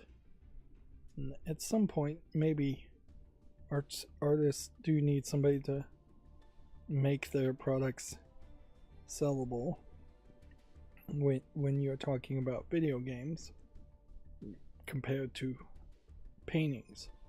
Like, you can go really wild and paint anything you want to make one painting that will sell to somebody. But if you want that to paint something and sell prints of it to thousands of people, if not millions of people, generally you're trying to sell a video game for at least 300,000 people, it can't be that wild. It's not likely going to, well, it could be, but it's not likely that it's going to sell. I don't think 300,000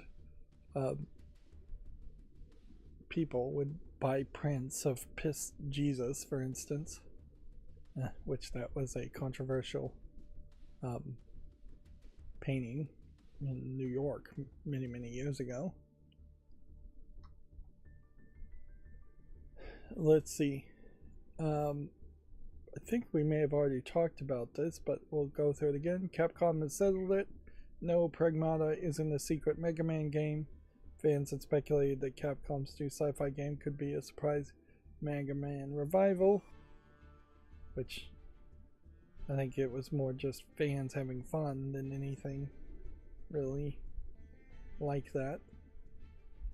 And see, her sticking her hand out and having a blue coach is probably just an homage But really, when you think about how would you animate a robot hacking another robot, either she sticks her hand out and hacks things like in the Matrix, or she sticks her fingers to her head and starts thinking really hard, which wouldn't be as visually appealing, particularly from looking from a third-person perspective behind her and the main character you're controlling.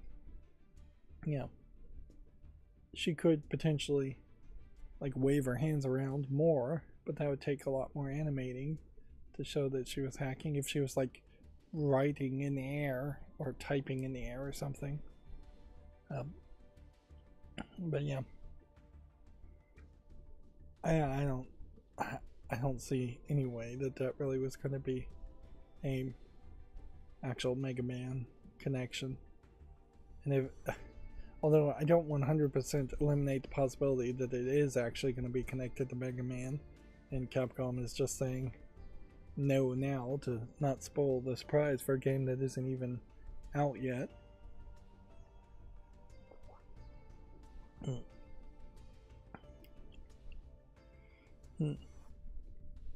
Oh man, I was thinking of something and it's slipping my mind as I speak. Am I going to remember it, or is it just going to continue to drip out of my mind into the void, into the ether?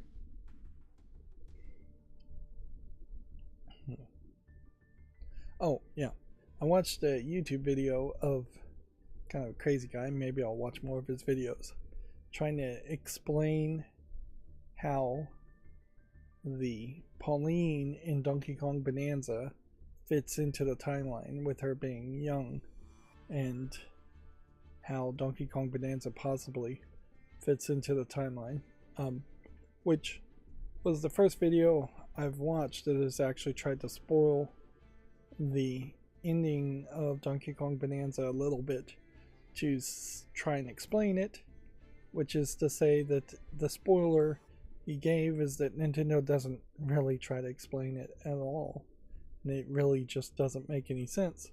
So he goes down this increasingly insane rant in his video, being comedically crazy, of conspiracy theory. How would you explain this if you were schizophrenic and had rapid thinking type solutions? And his solution suggested is that Pauline finds a time travel machine, probably from Professor Egad, which is where you get the Mario baby and Luigi baby in the Mario Kart games, and goes back and becomes her own grandmother. And that is the only way the timeline actually works.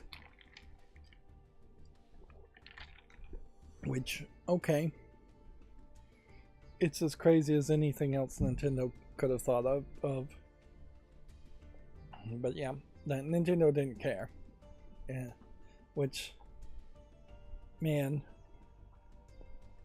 there probably is room for a rap song like that. Nintendo don't care, because that is the Mario timeline in particular.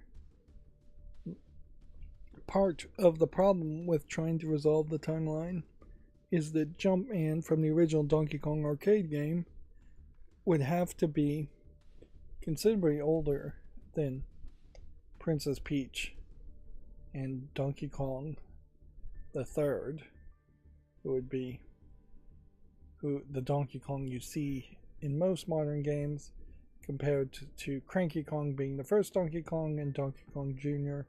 being the second Donkey Kong. That I think you can explain away pretty easily, because it's pretty obvious that Mario in Mario Odyssey is not really a human.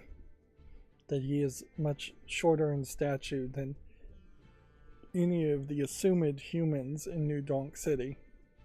And so, yeah, I can see how Mario may have just gone through many time loops, or may never have been human in the first place, to explain him being way older than you would think. Although they say he's like 24 right now, which, yeah. To me, saying Mario is 24 in Mario Odyssey is a ridiculous thing to say. Like, bump him up to 50 potentially, or put him in its 40s at least. But they don't want to age up Princess Peach in particular, and they don't want a huge age gap between Princess Peach and Mario is the problem there. The real answer, by the way, and Miyamoto has said this before, is that all of the Mario characters are just actors, as he sees it. Every single game is effectively just a play being done by the Mario characters. Bowser and Mario are work colleagues, and they probably get along just fine. When they are in a game and they play against each other, it is just WWE wrestling stuff. And that explains everything very well, in that it says nothing matters and anything can change at any point, and you shouldn't care about canon. What's more crazy is what they've done with Zelda, in contrast to the Mario canon, or the non-existent Mario canon, in that they've actually tried to go out of their way to make all of the different Zelda characters canon and connected in some way, and that has made much more of a mess of a timeline that really is unwelcome, in my opinion, compared to what things should have been. I think Skyward Sword particularly was the line that crossed that as a secret prequel to all the previous Zelda games. Moving on with the Video Games Chronicle articles. Here's the Danganronpa creator saying that live service games should give players a proper ending when they shut down. This is probably the same interview that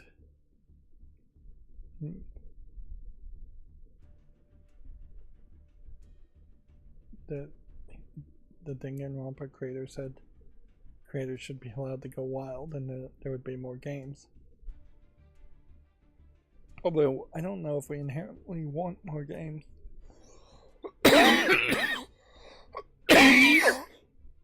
Alright, the good news here is I don't think I still have that cough. The bad news is I ate some M&M peanuts. I'm still eating way too many M&Ms these days. Small individual, like Halloween packs. And so I've got the saltiness of the peanuts in my mouth. Careful to pronounce that. So that's tickling the back of my throat. Well, honestly, I don't even know if it's really the saltiness that's the problem as much as it is just the candy shells tickling the back of my throat.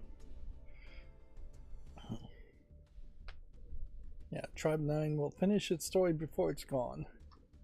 Moving on. Yeah, some of these ones we definitely have covered, but we're trying to marathon here, so 75% of Cyberpunk 2077's Nintendo Switch sales, Nintendo Switch 2 sales, were physical. Cyberpunk was one of Switch 2's most high-profile launch games and released entirely on cartridge, which, again, I think that probably means that the entire game is on cartridge and you don't have to download any updates or extra content. Not that you couldn't buy a digital version of the game. Yeah, I'm not sure if I'm gonna really be able to swap around my settings the way I would want to if I marathon. Like, that's gonna be an experiment. We may just end the video game news here in a crash if we're not careful. I mean, I don't know. Maybe I could stop the broadcast, swap over real fast, and then start the broadcast again. But I don't know if that would really work either. But I do know that if I tried to end the broadcast and start a new one, that wouldn't really work. Nobody would watch that. Watch the new broadcast. Sony is reportedly planning a Nintendo Switch-style PlayStation 6 portable. New report claims the planned PS6 portable will be dockable like the Switch, I can't help but wonder though if it's either going to be really overpriced or if it's going to be maybe PS4 Pro level. Did they even make a PS4 Pro? I'm not sure. But yeah, it might be a generation behind. Although inherently, if it was a PlayStation 4 level performance, it probably would be fine. It's not like the PlayStation 5 has a huge lineup of games that play so much better on a PS5 or a PS5 Pro. People might be willing to compromise to just say, hey, let us play these PS4 games one more time on a handheld this time. Let's see. Like a Dragon's developer is set to hold its next big reveal event ahead of Tokyo Game Show. These are things we covered before, but maybe something about my macros didn't register that. That's probably the case. Mega Halucha announced for Pokemon Legends Z-A. Unreal Engine performance issues are mainly due to devs not optimizing properly, says the Epic CEO Tim Sweeney. Not enough studios optimized for less powerful hardware early in development process, he claims. I saw a YouTuber cover this topic. But yeah, I'm watching a lot of YouTubers, and I probably should credit these YouTubers, but honestly, I don't really remember them. But yeah, he perhaps exaggerated the situation, or perhaps is capturing the situation more accurately around how Unreal Engine 5 games over the past couple of years are potentially hurting the quadruple and AAA and in the game publishing side, because all Unreal Engine 5s have fairly generic appearance to them and are consistently running into problems in performance ways. But yeah, you just can't really rebuild the dam after it's collapsed. And so I don't know how anything short of the Unreal Engine just not putting out any new code and Unreal Engine 5 just being stagnant, getting security updates but no new features, and just being feature locked for potentially a long time, maybe like 4 years.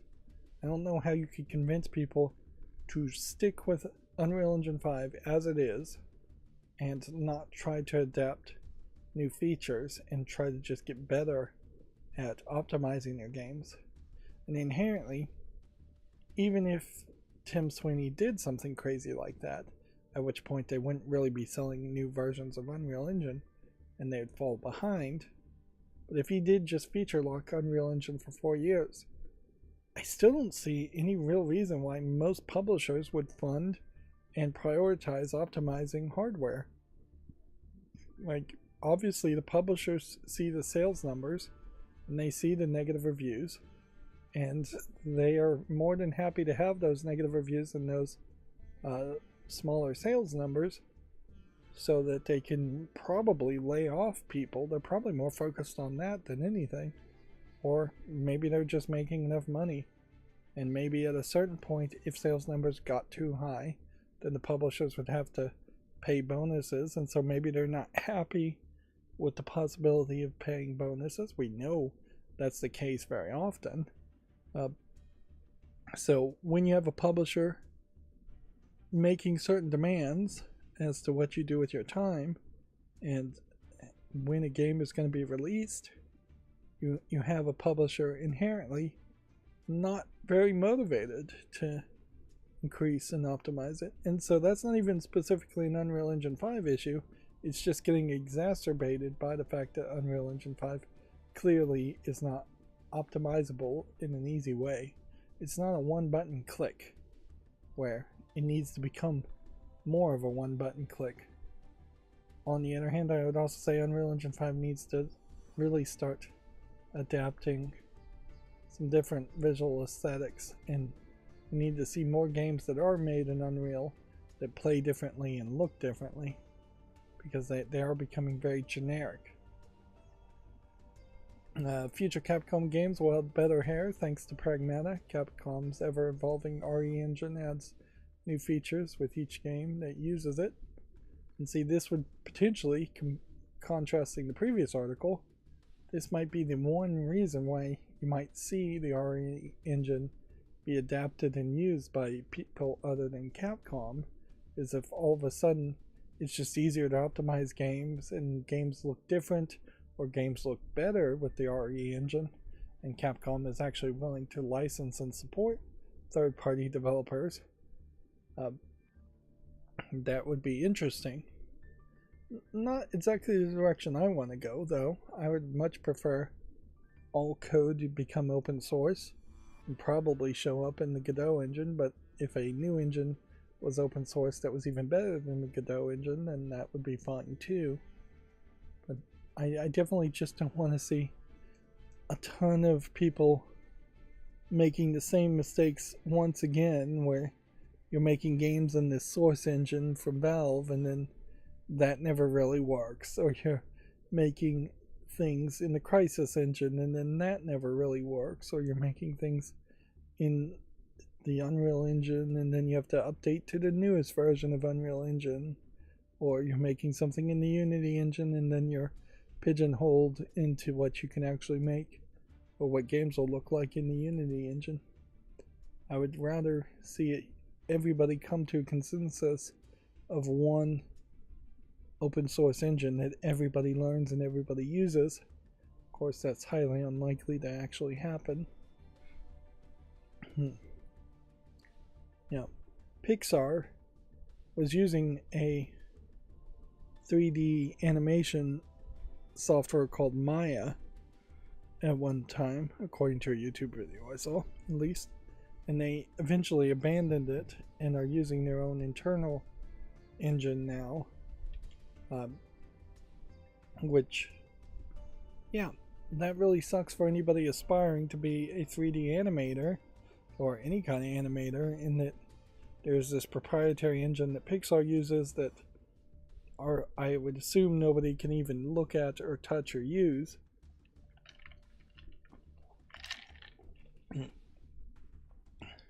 Wouldn't that be funny if that's the reason why all of the other Disney movies are going live action, is that Pixar is not willing to share their software?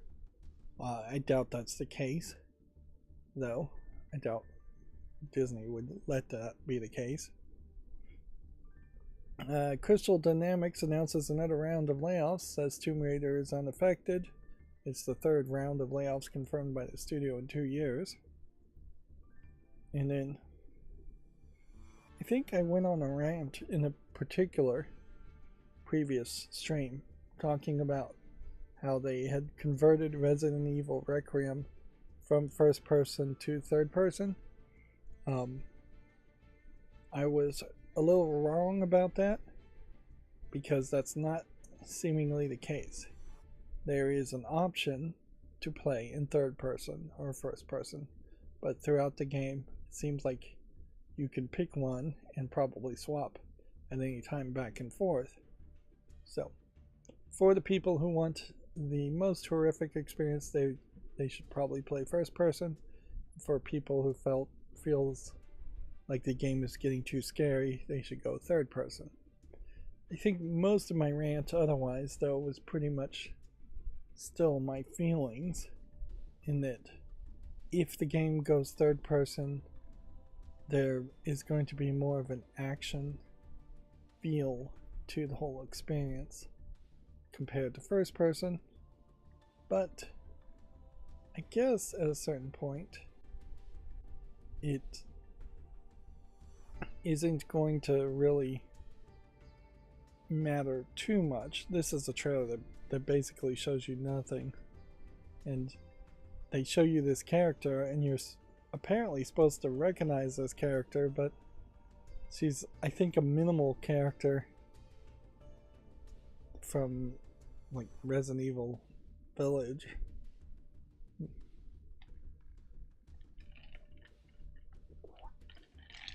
The fact that this game started as first person, I think still definitely tells me that they are leaning heavier into horror than action. But Resident Evil games do kind of have a tendency to start off horrific and then actiony, so I wouldn't be surprised if it is very much like that too, where by the time you're 2/3 of the way through the game, you're just firing rocket launchers into giant monsters. I'm not sure that I haven't still gotten around to playing Village or any of the newest numbered games. So I haven't played 7, I haven't played Village, so I don't know if those games stick to horror throughout their whole experience. And even if they did stick to horror throughout the first experience, I would imagine you're going to get a new game plus and it's going to just become more and more action. Yeah.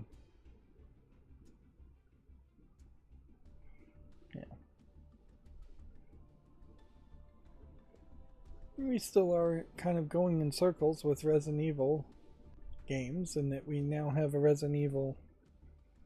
Did we get a full 4 remake? Yes, we did. So either they're gonna dig deep and try and remake Resident Evil 0 or something, or they're gonna have to finally address what they want to do as far as a remake with Resident Evil 5.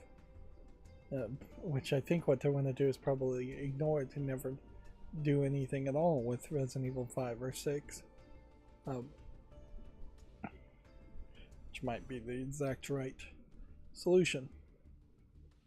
Okay, well, I would take a break here if I needed to, but I don't, so let's just go through the Gamatsu articles now.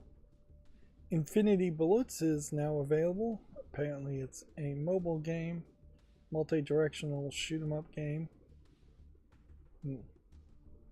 Speaking of shoot-'em-up, I saw somebody review that game, Tank Girls. Apparently there's only one girl in it, and yeah, it is very much just an old school fan service game where with clothing damage. Very simplistic game, kind of more asset flippy than it probably should be. Like, does seem like you get what they promise as far as fan service and shooting at things.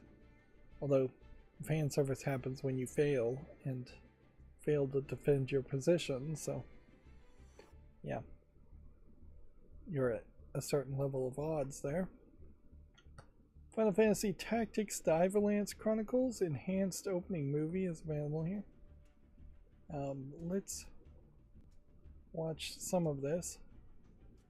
This is a Square Enix thing, so probably shouldn't watch too much of this, but the animation style here feels fairly old school, which I'd have to assume that's probably because this is an older game and this animation is only being just like touched up. That definitely feels like that is some older school animation going on there.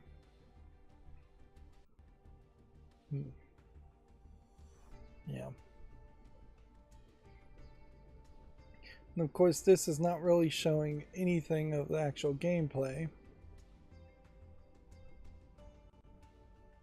Yeah. I would actually be fairly shocked if this was all new animation.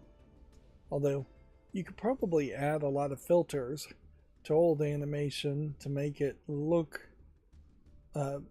well, add a lot of filters to new animation to make it look old. Where you might be able to tell is this cape. Is this cape just looping back and forth, up and down over the course of a few frames, or does it have natural wind effects? I would think it's probably looping back and forth across a few frames. And then like the prayer there is very minimally animated, and this pan is basically no animation at all, so I would assume that this is just enhanced versions of older animation, which I would also assume that this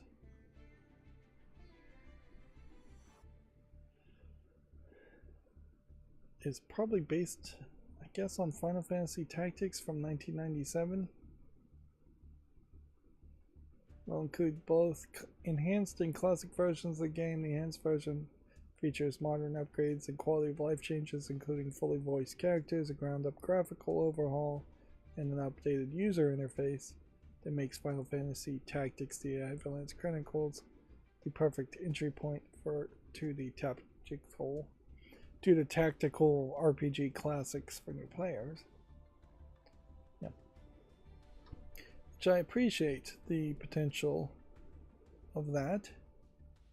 Although actually looking at the screenshots here, that opening trailer just sharply contrasts from what the actual game looks like. And it still doesn't really matter to me too much because it's just not my bag. This is just turn-based tactics games. I don't think are ever going to convince me to play those. And see, as I'm thinking about marathoning today, I'm still just gonna wait till the end to see how I feel and how tired I am. The amount one could play in one day of marathoning definitely is not anywhere close to the amount you would have to play a tactical RPG. So if I was going to pick a game to marathon for, let's just say 10 hours, that seems reasonable. Even 12 hours is kind of crazy. 24 hours is totally crazy as a single person. Maybe it would make sense if you had 2 or 3 people. But yeah, 24 hours isn't going to get you far enough in a tactical RPG game that's probably going to want 60 to 200 hours of gameplay. Moving on, this week's Japanese game releases: Hollow Knight Silksong, Daemon X Machina, Titanic Scion, and more. I'm seeing a lot of people, karma farmers I assume, on Reddit saying they're giving away Silksong codes, which, okay. I don't think those giveaways probably have a particularly high chance of success, but they're probably higher than winning the lottery, so might be worth trying it. Generally on Reddit, if the giveaway says your account must be of a certain age, it probably shows the level of understanding how to just avoid giving a key away to brand new fake accounts being made, like sock puppet accounts. But yeah, there's really no way to know for certain that people actually are ever giving away anything when they say they're giving away anything. And probably in a lot of countries and even areas of the United States, there's limitations on how many of these giveaways that are actually legal. So these are the games coming out, and we've all set these up to make YouTube shorts on them at some point in the future. Yeah. Put this one on the fall list. Of all the games so far, that's the one that interests me the most. Although this Hell Is Us might be interesting too. And certainly Silksong. I did check to see if I even own the first Hollow Knight. I don't. So yeah, I suppose if I was rolling in cash, I would have bought this and seen if I could marathon the game. That would have been very smart of me. Certainly, if I had thought of that, to say, hey, I'm just going to play Hollow Knight for the first time on Labor Day, knowing that in 3 days, the Hollow Knight Silksong sequel is coming out. That would have been very, very smart on my behalf if I had thought of that. But I didn't, and again, I'm not running in large piles of cash. Yeah. I really don't have a great plan on ever ending up with a lot of extra cash, as things are just getting more and more expensive. Yeah, it's just going to become more and more of a struggle, I think, for many people. Yeah. I don't have a lot of bills that I could reduce. My internet speed perhaps is one of them I could reduce, but I would prefer not to do that and jump through all those hoops. Psycho Dream. Alright, well, this is a new one on me. Looks like it might be an older NES game getting re-released, but it is getting re-released in English, it says. Yeah.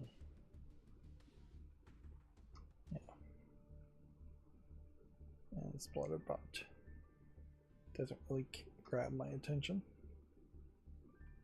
Okay, the next Gematsu article we have would be Borderlands 4 details in-game post-launch content, the return of the Ultimate Vault Hunter mode, and more. Are we really at a point now where screenshots from Borderlands don't even let the characters have guns in their hands? Have we gotten to that point? Let's see. I think they are probably supposed to look at this picture. I think they're probably doing the right things, but it also kind of comes off as a little bit desperate to just make Borderlands 4 really successful with the failure of the Borderlands movie, with Borderlands 3 not being that exciting. I can see if Borderlands 4 also fails, that 2K would either take the Borderlands series and backburner it or hand it to a different company other than Gearbox, and then just lay off everybody at Gearbox. Which at a certain point, maybe that's the way to get rid of Randy Pitchford, is to just fully shutter Gearbox. And frankly, I wouldn't be surprised if a lot of people have already left Gearbox in Frisco, Texas, that Gearbox, the original Gearbox, and went to other companies or are thinking about starting their own companies, new companies, to do something different, because by the time you're making the 4th game in any series, you're probably pretty tired of it. So, yeah. Just trying to look here briefly in this big wall of text, just to see if there's anything impressive. Yeah.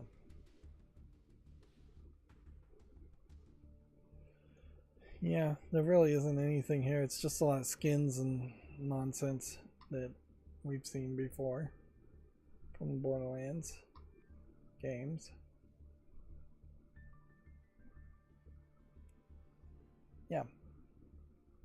I guess it might be a little bit interesting to see how this goes. Borderlands 4 not delaying itself against Silksong. Although Silksong, a very different game too. So I guess the question is, are the group of gamers, probably more of the gamer bro type gamers, or at least first person shooter gamers, so different from the Silksong gamers that there isn't a lot of overlap. I tend to suspect that's the case. So the two may not conflict much. But then the question becomes, are the gamer bros who played the Call of Duty beta interested in playing Borderlands? Or are the run and gun gamers in general interested in playing Borderlands 4? There's a lot of ifs there, certainly, and we will only know when it actually comes out if there is just enough of a gap in the release schedule and nothing really competing with it enough that first-person shooter gamers are interested in playing Borderlands. Borderlands also not so much a traditional shooter game like Call of Duty or Battlefield because of their RPG elements and the silliness around it, the characters and all of that. So it kind of stands alone in its categorization anyways. So it would be certainly particularly damning if Borderlands 4 came out and basically nobody played it, and then Call of Duty 6 comes out, or Battlefield, whatever, comes out, and a ton of people play that instead. Moving on, the human nature. I suppose that's supposed to be human and in nature with the N being shared. Studios announces Dancing with Ghosts for Switch and PC, a life simulation game about finding joy in grief. Interesting. Should you be finding joy in grief? I don't know, but I like the cutesy, almost comic strip art style. And I am certainly a sucker for anybody trying any kind of different art style at all. So what I would suspect is that this is going to be kind of like a point and click adventure. It seems like it's some kind of Indian offshore village.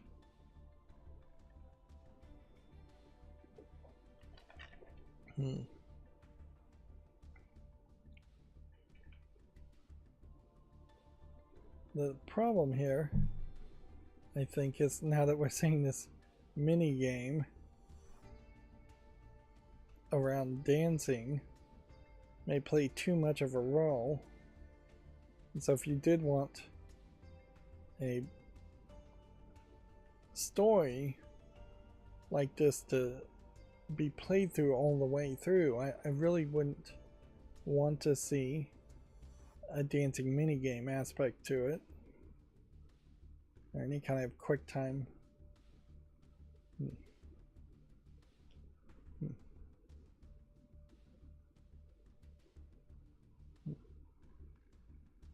Yeah.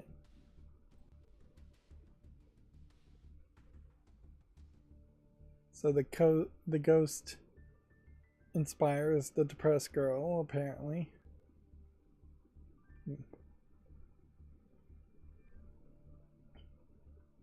I feel like the dancing aspect does speak to it speaks to a cultural thing that you wouldn't see in a Western game.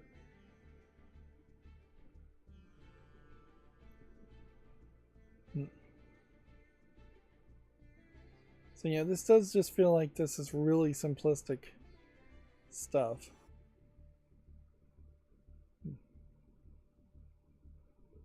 Alright, so how are you going to solve that? They didn't show you.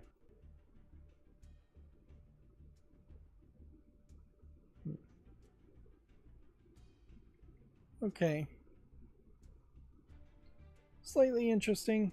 Weird that there's like 2 different currencies in the game. Weird that there's a dancing mini game. But I do like the different art styles. I question though if this isn't going to be a fairly short game too. But at the very least it's something different, and we love something different. Kickstarter apparently coming soon, so they may be seeking a lot more funding to deliver on an actual product.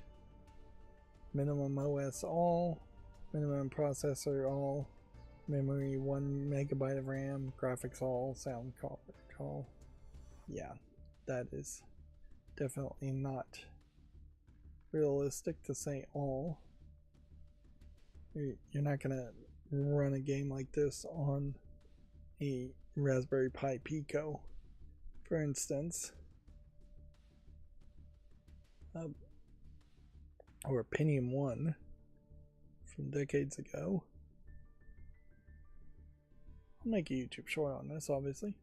Boomer Slasher Blood Thief launches September 22nd. Parkour your way through hazardous dangers. Let's see what the trailer looks like here. Well, I was not expecting it to be a low polygon game.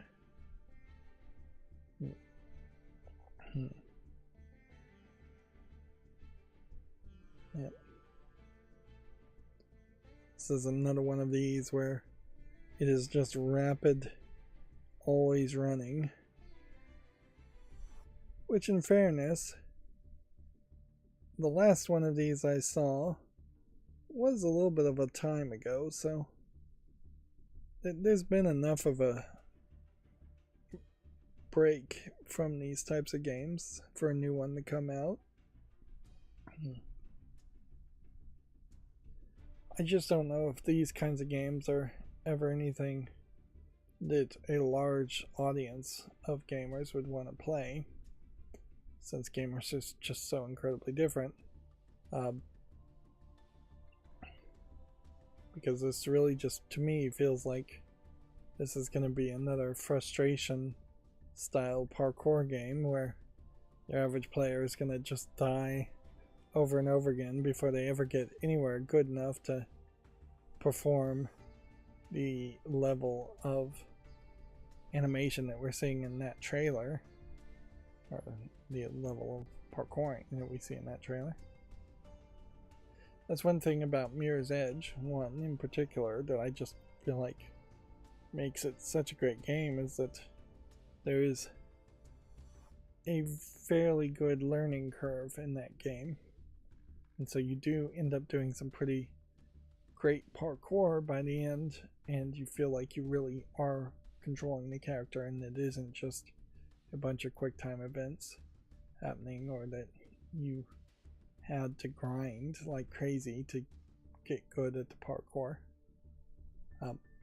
But I would say Mirror's Edge Catalyst, the soft reboot of the game for no real reason, kind of misses out on that, and it does feel like some of the challenges in that were a lot more grindy. Although in fairness, maybe I just have more positive memories of the original Mirror's Edge because I played it longer ago than Mirror's Edge Catalyst.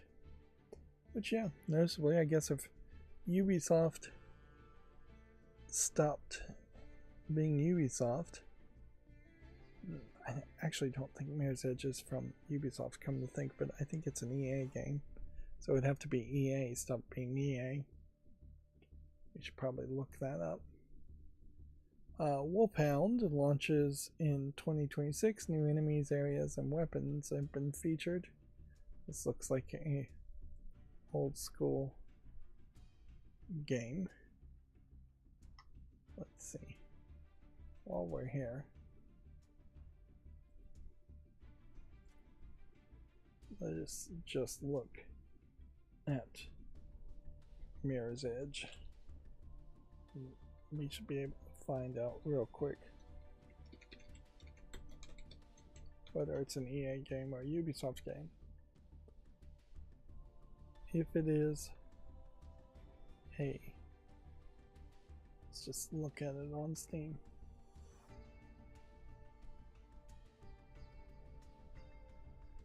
Yeah, it's an EA game.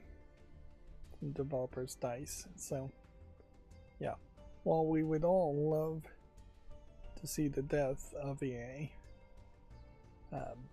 odds, I think, are pretty low of that happening. And mostly we just would love to see the death of EA because of the slimy, money grubby things they've done, not specifically for any real reason of their most recent games, but they've released actually very few most recent games. Split Fiction perhaps is the one that people would sing the praises of EA for, whereas I don't think anybody's going to sing the praises for any of the sports games. But then they have just a really long lineup of very old games. Yeah, I suppose I could have marathoned and played Command & Conquer Red Alert 2 and Yuri's Revenge. That certainly would have been another thing to consider playing. Could have also considered playing Dungeon Keeper. Some of these games though, like the Saboteur, I would have more to say, so I wouldn't want to just marathon it. I think the game I picked, if I am going to marathon, is going to work pretty well, because it's going to be like me solving Sudoku puzzles, in which it's going to take me forever, and I'm going to be silent for a lot of time, and I'm going to look like an idiot for a lot of time. Why do I not have the Old Republic on my wish list? At a certain point, I probably should start buying some of these co-op games, not even for myself, but for the kid that I bought a Steam Deck for, although, in fairness, the kid I bought a Steam Deck for is also too young to be playing A Way Out. Here's Edge Catalyst here. Was released in 2020. So it's been 5 years with no indication that they would make anything new. This Overlord Fellowship of Evil was an insult to the Overlord series that came out in 2015, so that's 10 years old. House Madness Returns, 14 years old. I thought about marathoning that too. I also didn't want to really fall into playing something that was particularly dark. There is actually a very long list of EA games that, I mean, you can't deny that EA acquired a lot of companies and acted as a publisher, at least at one time, for a lot of games. A lot of really good games. I'm not sure I've ever even played Red Alert 3.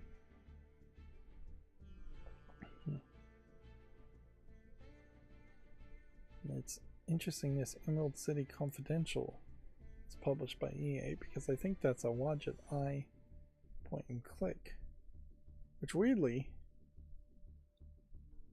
his other point and click games are still getting patches and updates fairly frequently, which that just seems strange that he's still working on it. So yeah, 2009 Overlord 2.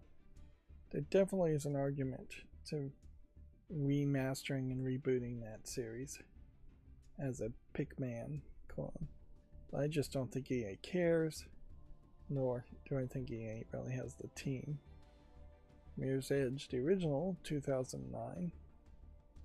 Yeah, we did see them make a Dead Space remake, which might hint at how far behind they would actually be if they were going to make remakes, but also the only reason they made a Dead Space remake was to screw over the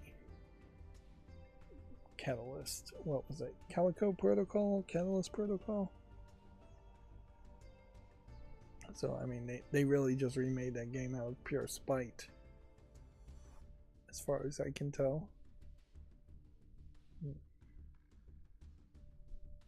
Mystery PI Vegas heist.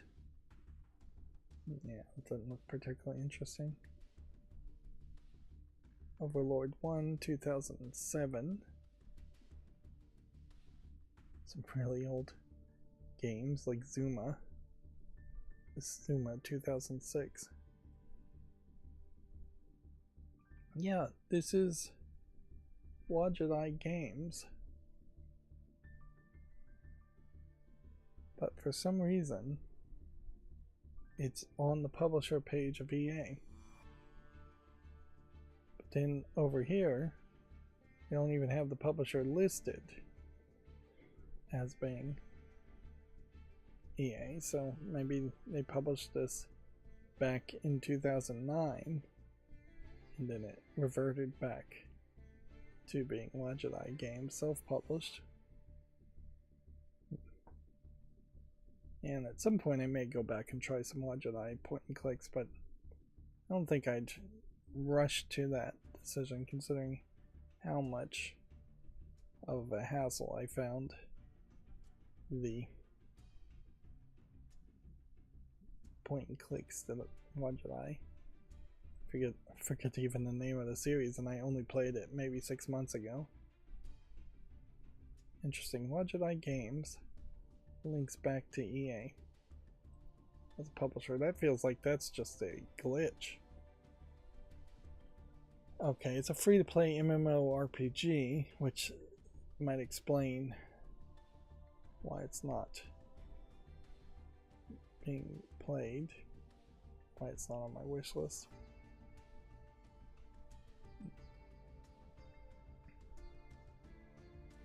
But yeah, now, I wonder if any new Star Wars fans of a new generation would even care about anything Old Republic at all. I'm thinking no. That would be the answer. Apparently, I missed a whole article here from Komatsu. The Angry Video Game Nerd 8-bit launches October 23rd. Physical editions available via limited game runs. Now, I am pretty sure there's already another Angry Video Game Nerd game.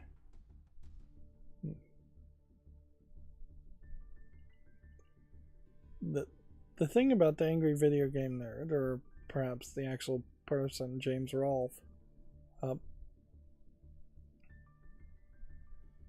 is that I don't think he was even really that interested in video games. And he had a friend that was helping him just pick video games to make episodes. And so the Angry Video Game Nerd character really got past him in that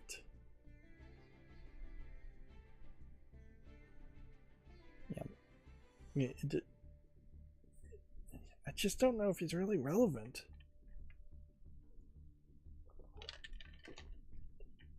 And to make a long story short, pretty much a couple of years ago, it seems like he hired out a lot of people to help make his Angry Video Game Nerd scripts, and then one of the persons got caught plagiarizing things.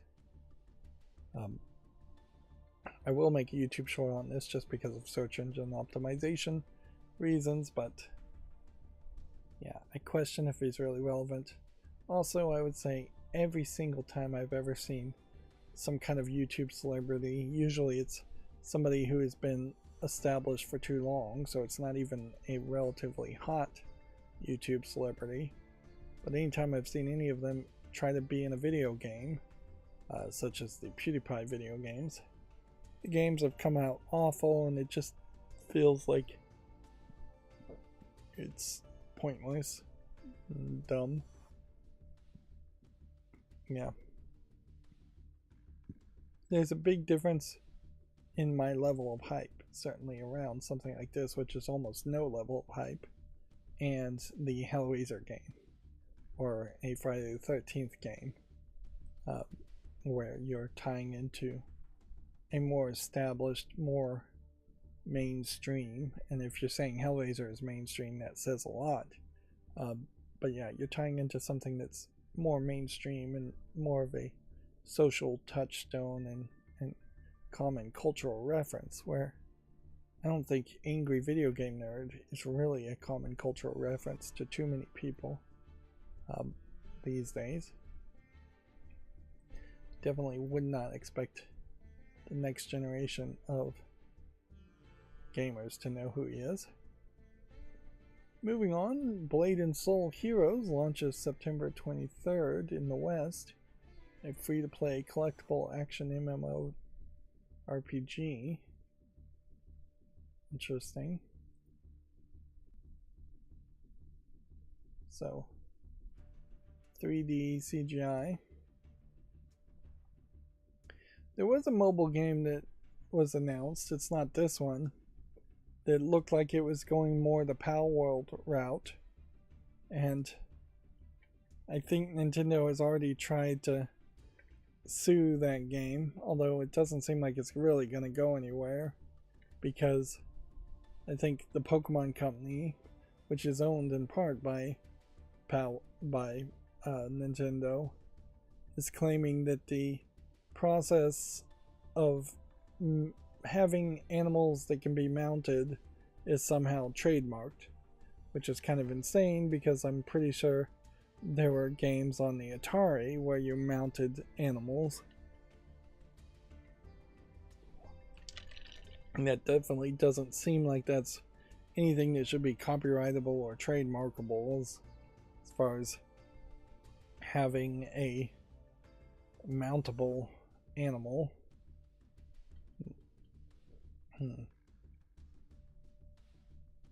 But yeah, inherently I don't think Palworld has been proven wrong in the court of law at all for what they've done so far. Nintendo is just trying to throw around, I think its lawyers, weight.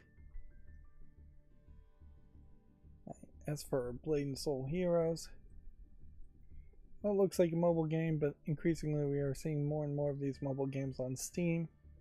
I wonder if the mobile game concept is just increasingly turning into a live service concept on PC, because they're seeing the numbers get smaller and smaller as on mobile, on cell phones. A new Broken Lore game is going to be unveiled at Tokyo Game Show 2025 for screenshots and a teaser video. I have no idea what Broken Lore is though. Yeah.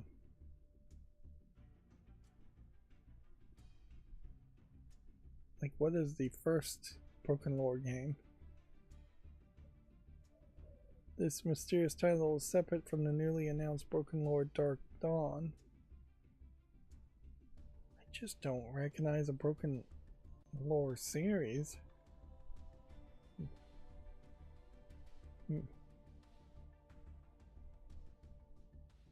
Okay.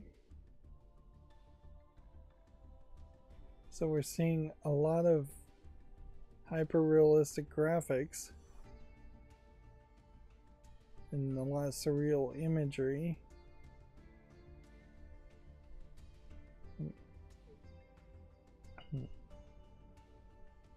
So this definitely feels like there's a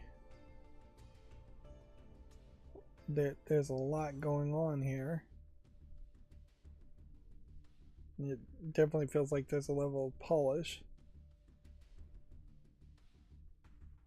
Now, most of this does look like it is animated, but some of this might be live action imagery, which may not actually be in the game.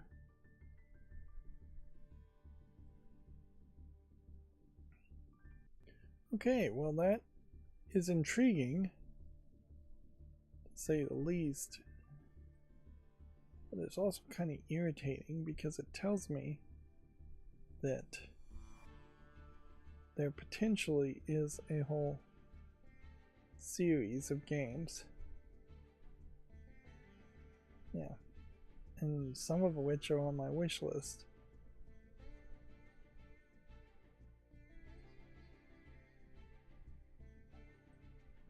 Yeah. So there's like several of these broken lore games.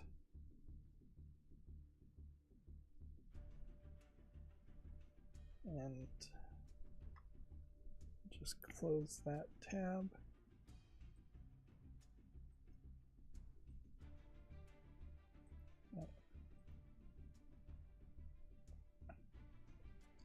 So yeah.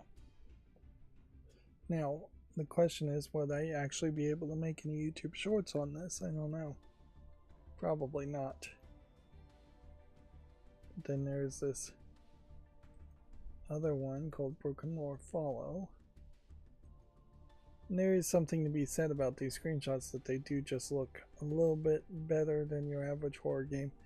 But I would also say that in still form factors, it does still feel like there are a decent amount of opportunities here to dismiss this as just an asset flip horror game.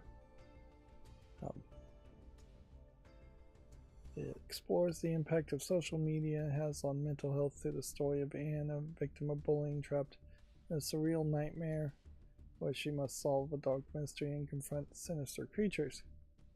Which I guess that is a different twist, certainly, on horror games. This one, self-acceptance, bullying worthlessness. Okay, no social media on that one. Of the horrors of abduction and fight to escape a warped reality. Okay.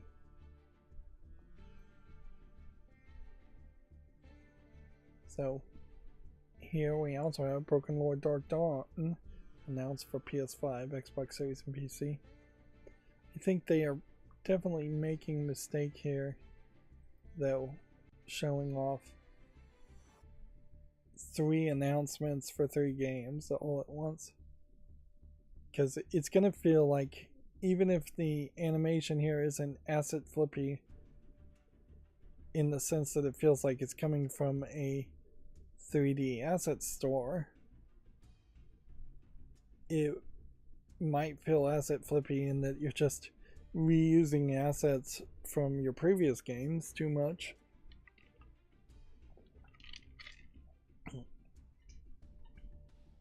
Now, there definitely are some horror mangas out there where you have a kidnapper with a creepy rabbit head, and honestly, I think that's from Silent Hill, one of the Silent Hill games too. So,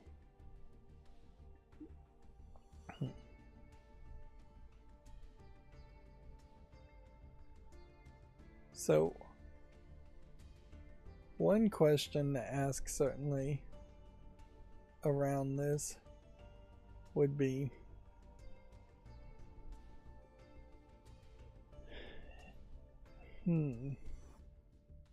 lost my train of thought there.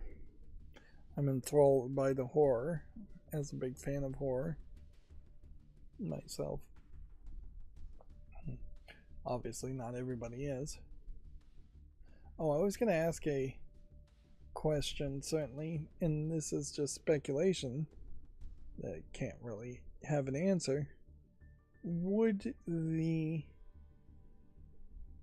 what are they called? Well, one of the sequels was called Before the Storm, and then they started doing a whole bunch of spin-off stories that didn't really connect. True Colors was the newest one of that.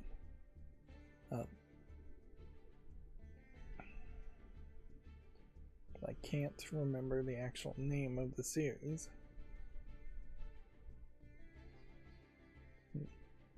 It was a time manipulation series where the girl stuck her hand out and could rewind time, and it felt kind of like a Telltale game. And I guess we could make that comparison instead. Because yeah, I don't really remember the name of that series. I talked about that series quite a lot over the years, as far as just how the first couple episodes of it felt great, and then the first game was pretty good, but then it got pretty boring as far as any of the sequels, so I didn't even play any of the sequels. And it was kind of weird that you were playing this game and it was made by like two Canadian guys who were trying to make a story about a impressionable teenager girl. Just didn't feel like they were really telling a story that they should be telling, that they would be familiar with and know. Life is Strange is the name of it, come to think of it. So yeah, I guess my speculative question for the chat there is, would the Life is Strange series have been better if it was like those horror games that we just looked at, like the Broken Lore games? Because it does give me a little bit of that Life is Strange vibe. Perhaps that is just because you're playing as a female protagonist, but it also feels like that is probably going to be the level of gameplay that you run into. Very minimal gameplay as you're walking from one place to another. Maybe some light puzzle solving, maybe no puzzle solving. Maybe it's just going to be a very horrific, fancy animated walking simulator. But certainly we could take a step back and say that as far as the Telltale games, maybe the Telltale games should have been hyper realistic, horrific graphics too. We did see that worked for some of those horror games that had like the butterfly effect on it, and what was it, the Dark Pictures anthology series, which they're still making Dark Pictures anthology games, despite the fact that none of them seem to be particularly that well received.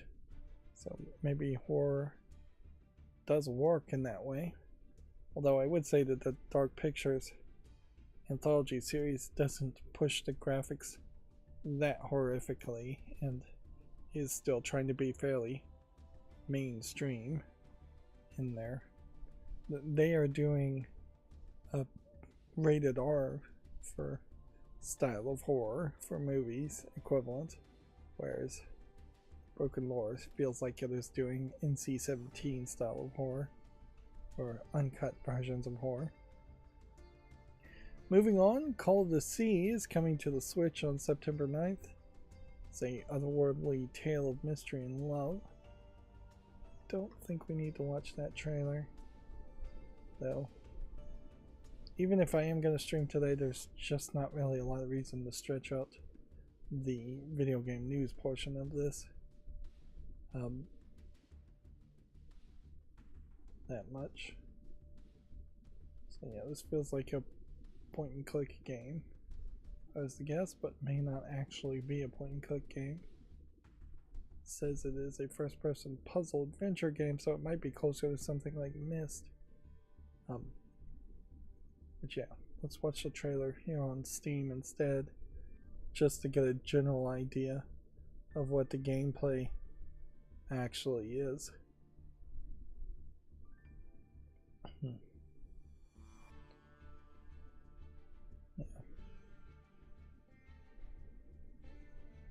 So yeah, it feels like it probably is closer to a Myst game, in that you are finding toys, for lack of a better term, on tables and interacting with the toys.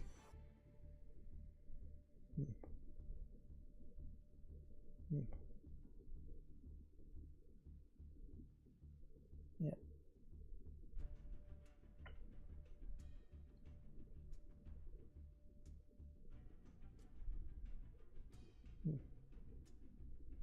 Yep, it definitely feels like it's a Myst game.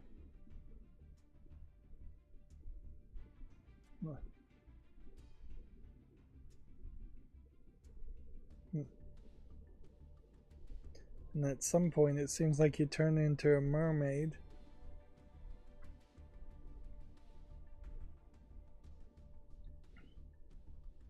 So this came out in 2020, and SteamDB seems to imply that it has never been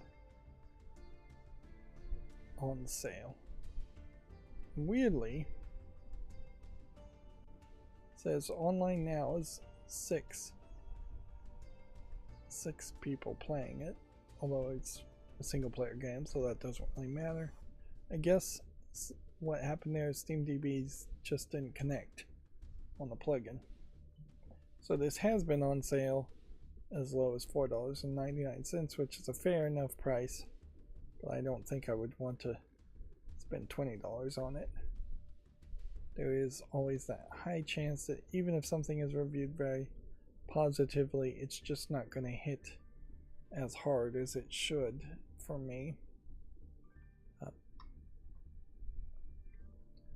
Then we have a new game called Call of the Elder Gods, which let's double check. Out of the Blue Gods, Out of the Blue Games, published by Raw Fury, and then Call of the Elder Gods seems to be a new game, kind of a sequel from the looks of it, with a new publisher. Right, and it's coming soon.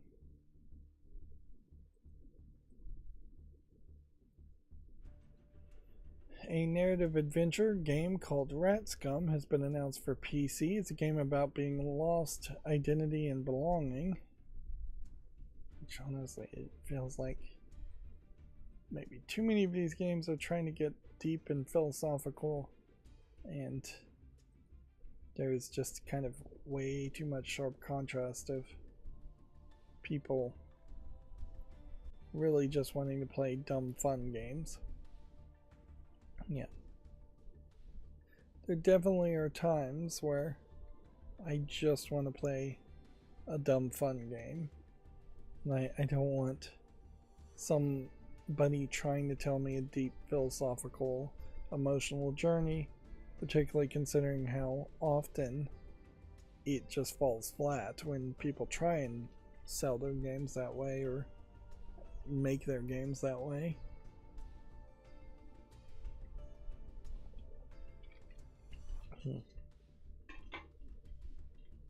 Yep, this feels like it's a kind of cutely animated adventure game of some sort where you're playing as a mouse.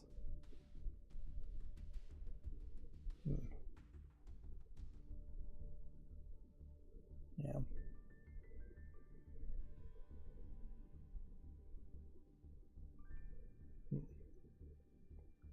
And this teaser trailer really isn't going to show much.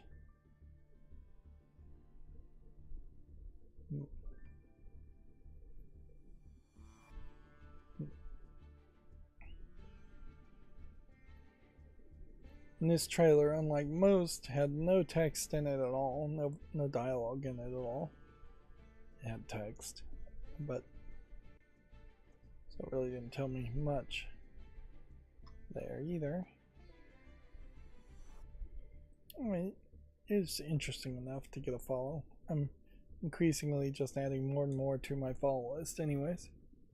Yoko Replay, confirmed for the Switch 2, launches October 9th. I think we've already pretty much covered that.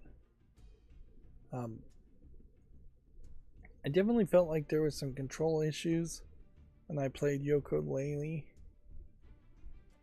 1, which I think is this game. Particularly, I felt like what you had to do in this section in particular controlled a little rough.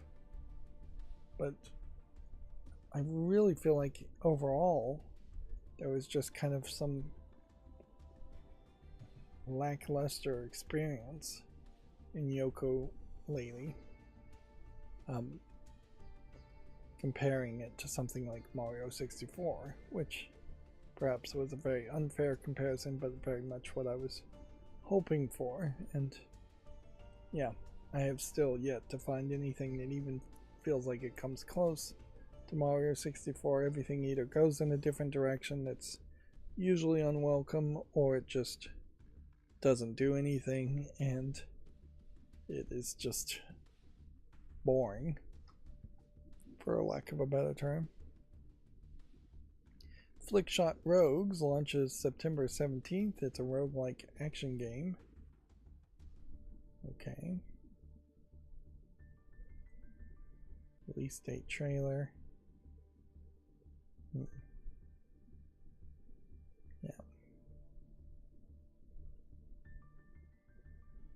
So it almost feels like it's kind of a pinball game. Weird, there was another game that wasn't too different from this, where it feels like you're bouncing things around. Maybe pinball is the wrong move, and maybe the roguelite aspect here changes things. Maybe it's closer to pool or billiards or 9-pin or something else.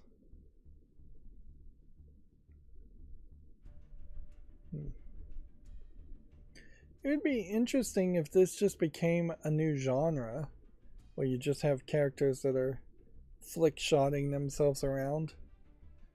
At some level, maybe this is a generation of people who have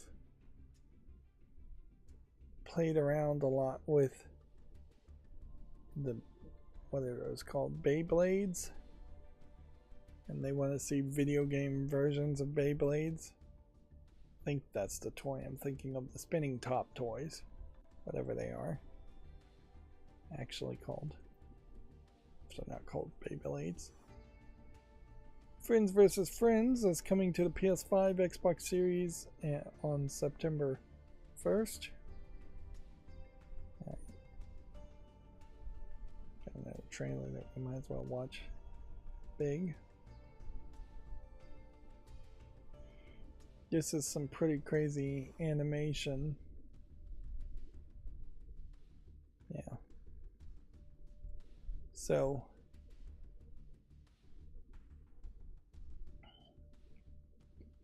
it's kind of like a card-based rogue-like experience where you're shooting each other.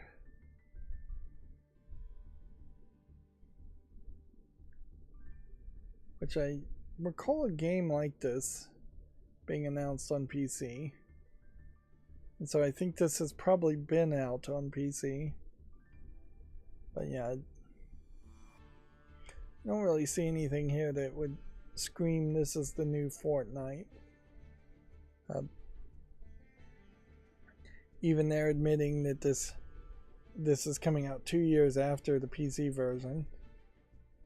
So yeah, let's just see what Friends vs. Friends is like on Steam. We have, in the last 30 days, 80% positivity overall, 84% positivity. And I would assume these are all language reviews, considering the settings I have. But who knows? It may very well be that it's only English reviews up here at the top.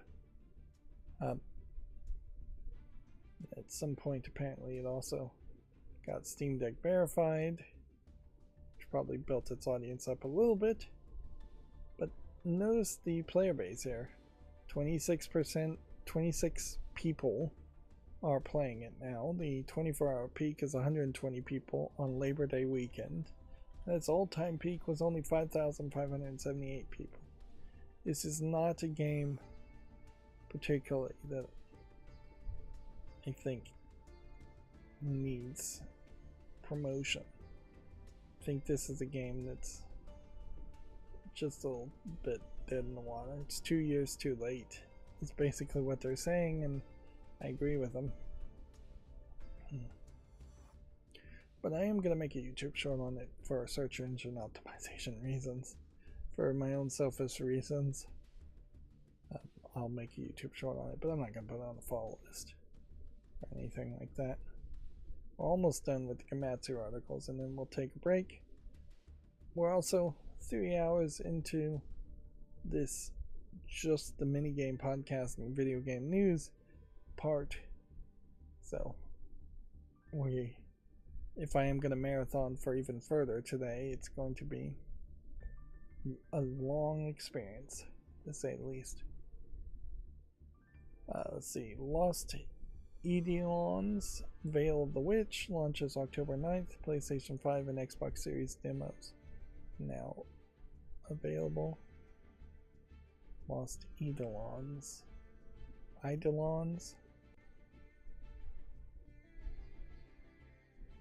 A fast-paced tactical RPG. Well, at the very least, if you put fast-paced in front of it, you catch my attention by at least 5% more. But I really wouldn't believe that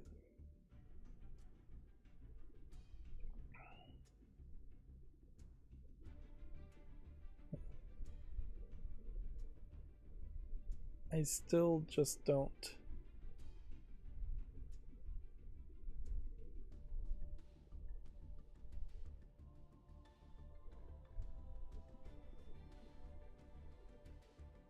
Yeah, I still don't see myself really wanting to play a game like this.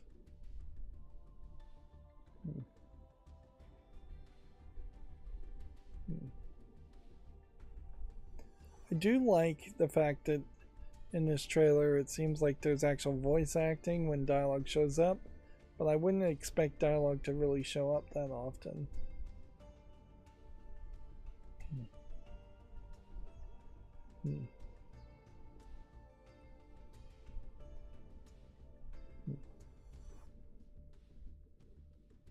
I kind of like the audio on that trailer too. It had a lot of booming bass to it.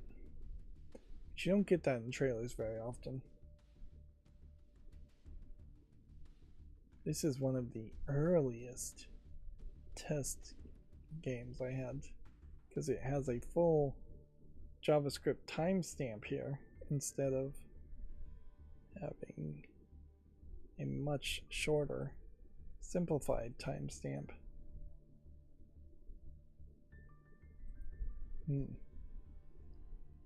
Which weirdly, I guess that also says that some of these games are still not out of early access or still not really something I would want to consider. Saying the official launch here is simultaneous with the PC, Switch, PS5, and Xbox. So everything on this point that they've done on PC has been to just really launch it on consoles. Again, the number is not particularly high. I think again it's a single player game, so it doesn't really matter that much, but yeah. This one seems like it's been in early access for too long.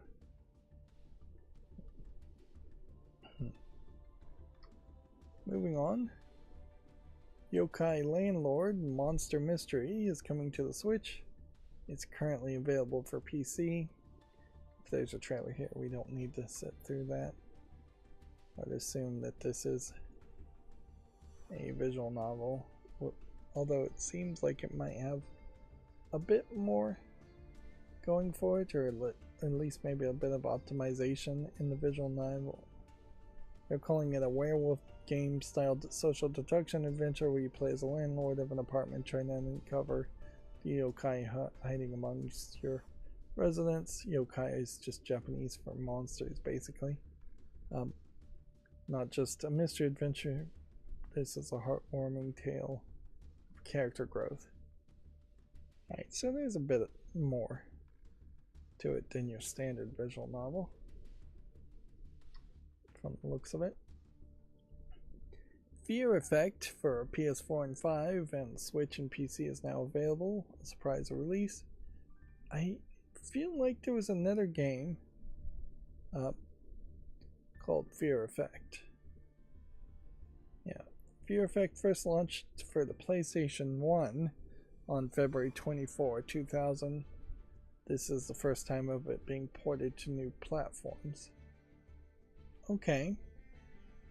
I did feel like I had heard that game's name before. And yeah, looking at it, we have 22 positive reviews, 100% positive. Probably because people, some small niche audience really wanted this game re-released on a modern console instead of potentially having to find a ROM somewhere to play it.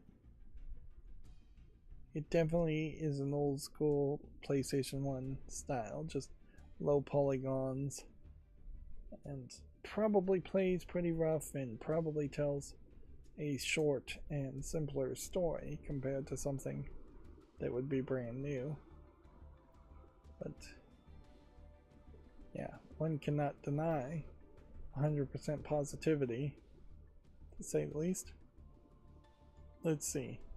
And then our last Gematsu article for today is the Genshin Impact version Luna 1 update Song of the Welkin Moon Segway launches September 10th. I assume that's Segway. It's kind of hard to know the word spelled out. It introduces Nod Cry, next major region in Tevyot. Yeah. And we've got some screenshots we can show off. But I guess this game is mobile only, or it doesn't have a Steam link in this article for some reason. So, we don't have a Steam page for it. I know several of these fairly popular mobile first games are on Steam, but I'm not sure Genshin Impact itself is. Yeah, we could watch the trailer, but I'm going to go ahead and make the executive decision to say no to that. Alright, and so that's going to leave us with going through the Gaming on Linux articles next. But I am going to take a short, just couple minute break, and then I'll be right back.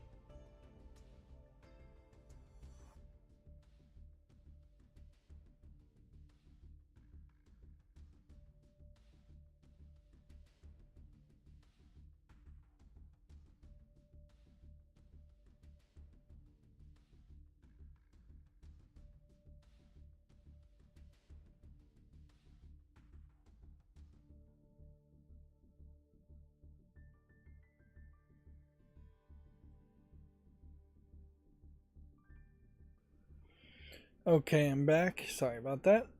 Um, at some point, sales sites have gotten kind of silly in their naming. I noticed on Slick Deals as I was looking,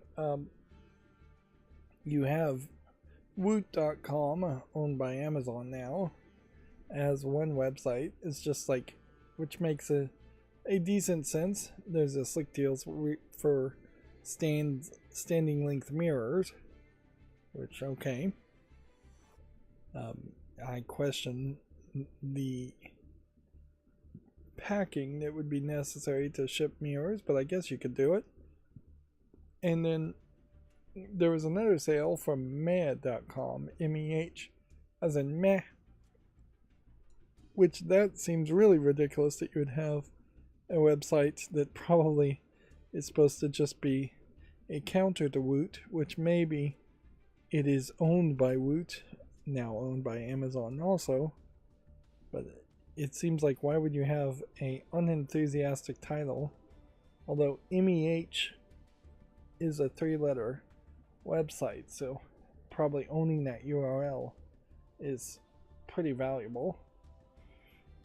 Of course, no sales really for video games, and no real sales showing up for this Labor Day. And looks like Lego Insider may have some Lego sets, some Harry Potter Lego sets that might be on sale, but who knows if they're really on sale or not. And I'm still really seeing nothing.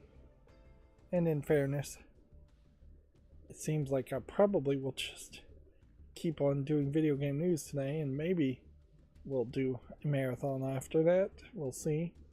The marathon might turn into just like 1 episode or 2 episodes at most of me pre-recording footage, and then that would be that, because yeah, I could see myself crashing pretty soon here. We've already been going 3 hours, and it is pushing into just about the time I normally would fall asleep here.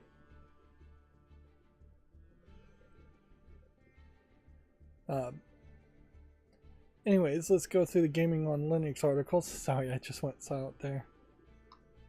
Yeah. So, Vampire Survivors' latest beta adds online play and more new content. Which, okay. I think that might be your best reason yet to potentially play Vampire Survivors. Overwhelmingly positive. It's been as cheap as $2.69.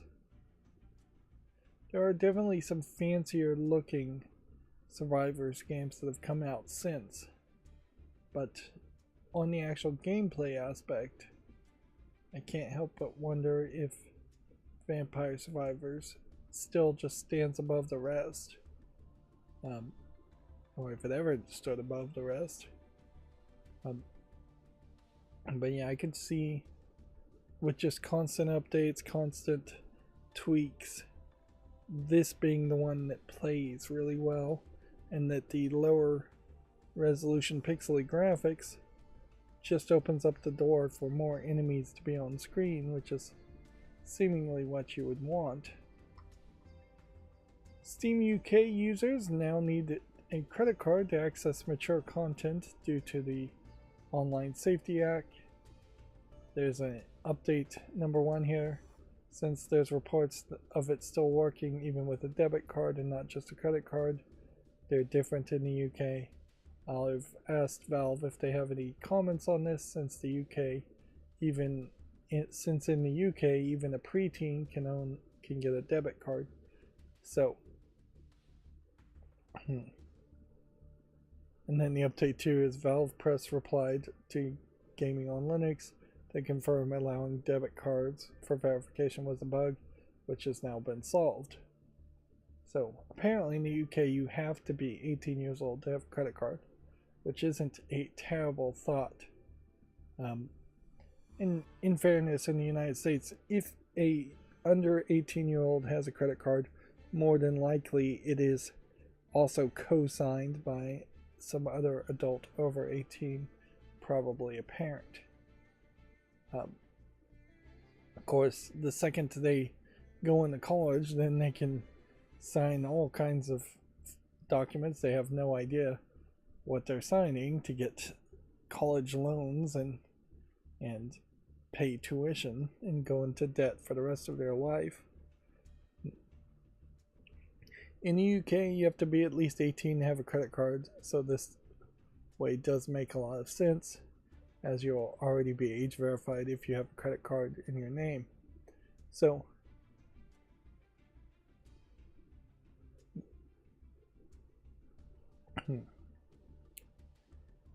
I guess maybe credit cards in the UK don't provide the shops with the date of birth of the people.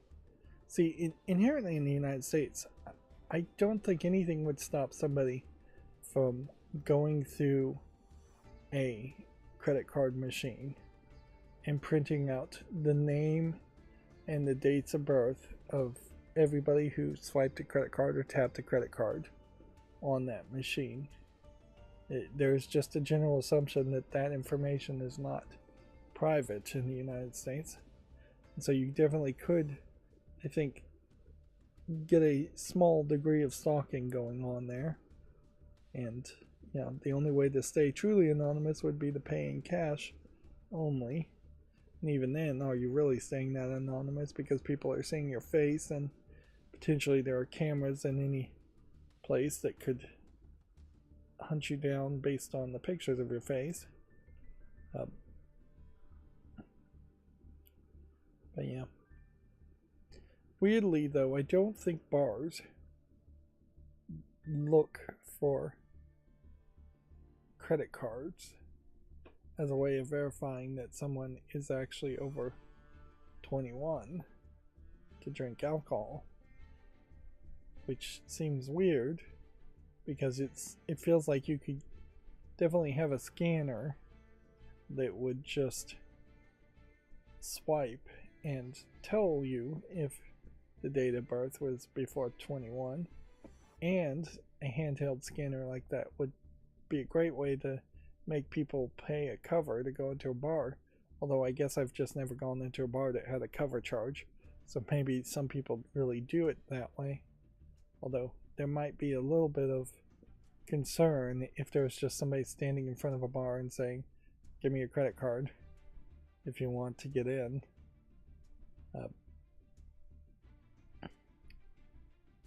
But yeah,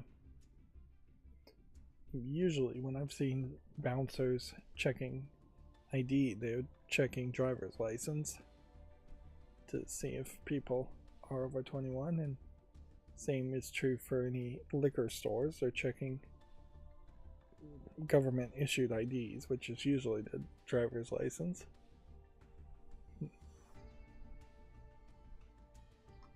Moving on, a roguelike third-person mecha action shooter called Rig Riot is going to be Steam Deck optimized. Well, it certainly is nice to see these games say they're going to go out of their way to make sure it runs well on the Steam Deck. And until we start to see nobody make those kinds of statements, we have to assume that the Steam Deck is still popular amongst at least game developers, and probably amongst game players, because it's probably the game players that are asking these questions to start with, as far as is it going to be optimized for the Steam Deck. A monster catching dungeon crawling RPG called Sierra Lim Ultimate gets a big 2.0 update. Interesting collection of characters that are being shown here. 1,200 different characters to summon, which is probably about 1,000 too many. This all has kind of a first generation Pokemon feel to it, or maybe even a Shin Megami Tensei feel to it.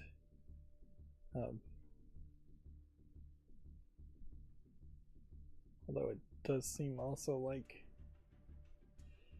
a lot of these characters are fairly similar to each other, and they just kind of fuse together to create more combinations. But yeah, 12,000 if you divide by half would be only 600 characters if there's only one-on-one fusions in the game. If there were multiple tiers of fusions, then you might be dividing by 3, which would leave you probably with like 400 characters. Or if you're dividing by 4, then you're down to 300 characters, which is much more of a reasonable number.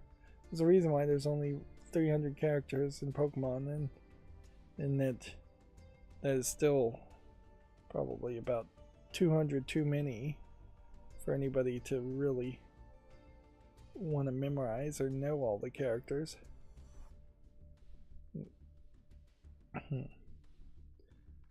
But yeah, I guess the original Pokemon games probably were thinking that there would be 100 characters and then 3 levels of those characters to evolve to, or that it would average out to something like that in the initial thought.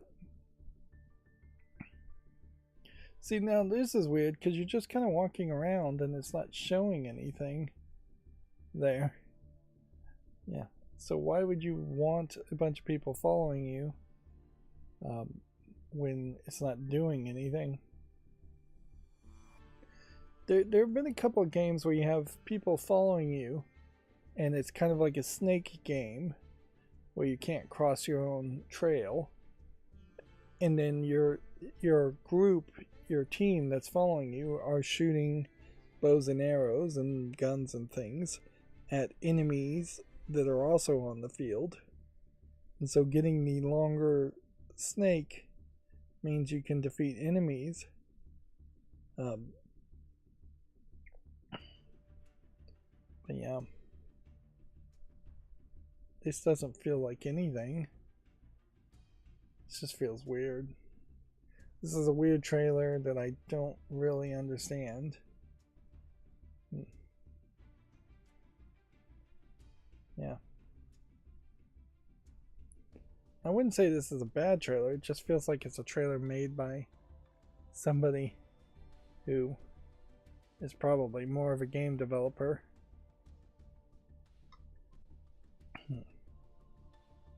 Yeah, just looking at this game, it's rated very positively, but there's a lot here that is falling flat for me personally. Moving on, the popular sci-fi roguelike deck builder Cobalt Core adds Linux support. Okay.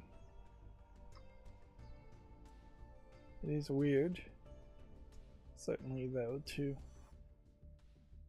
have a game add Linux support either through Proton or not through Proton, which is even weirder.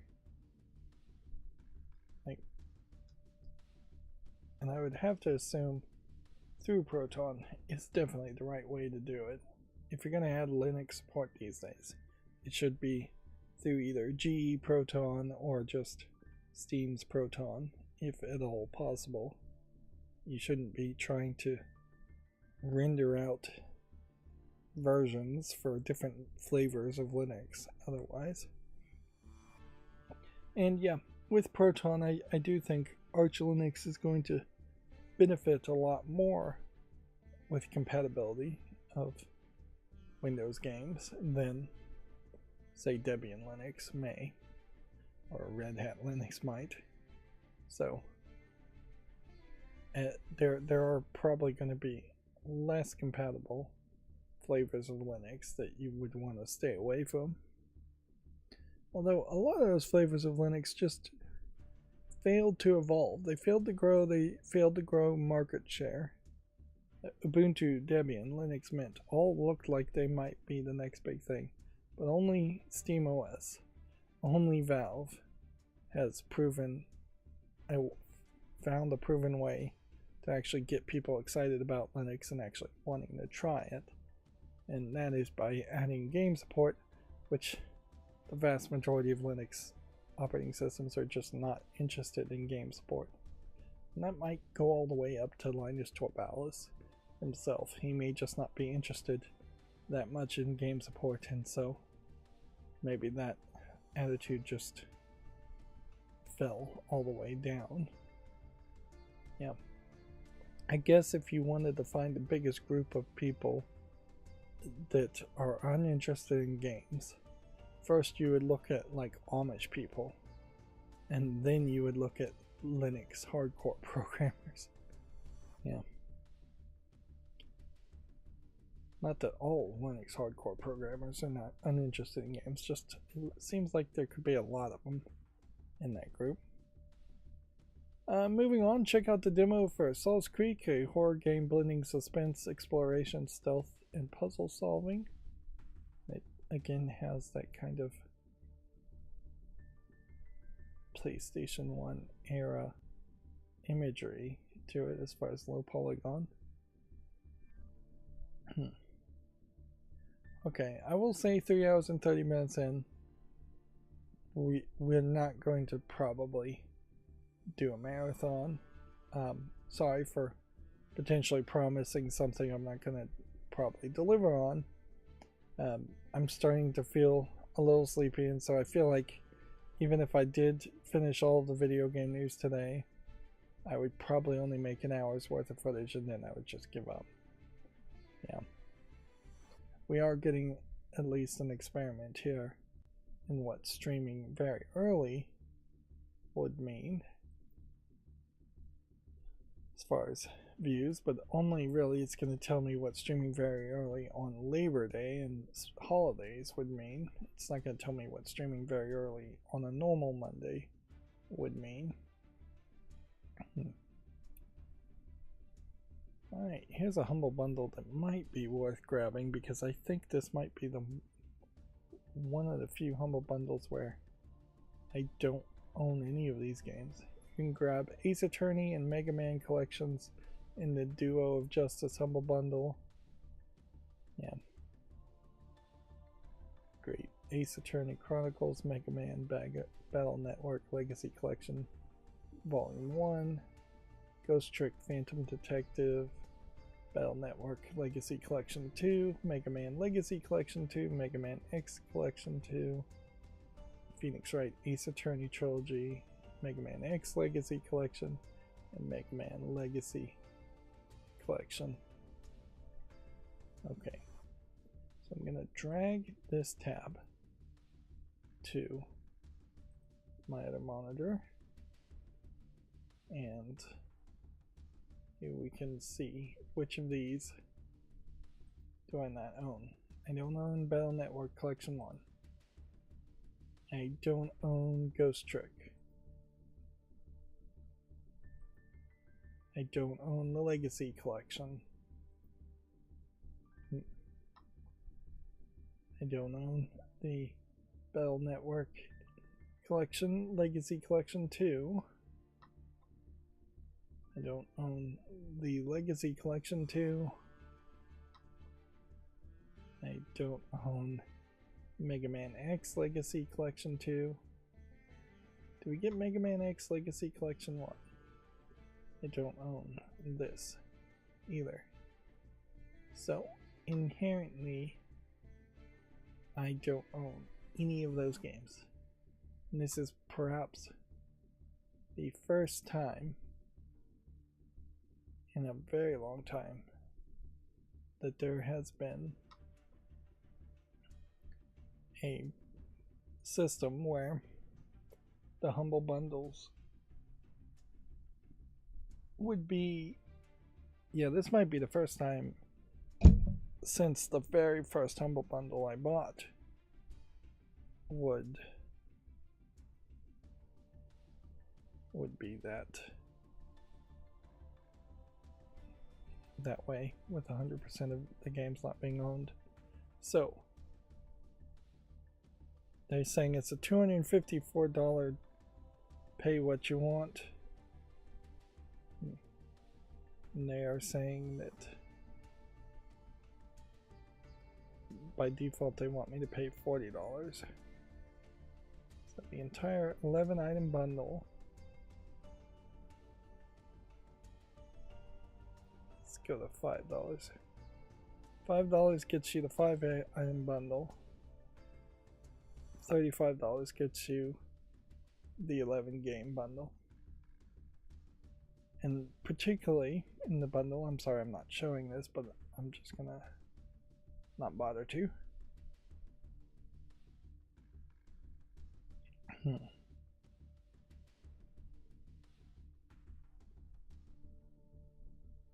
Yeah, the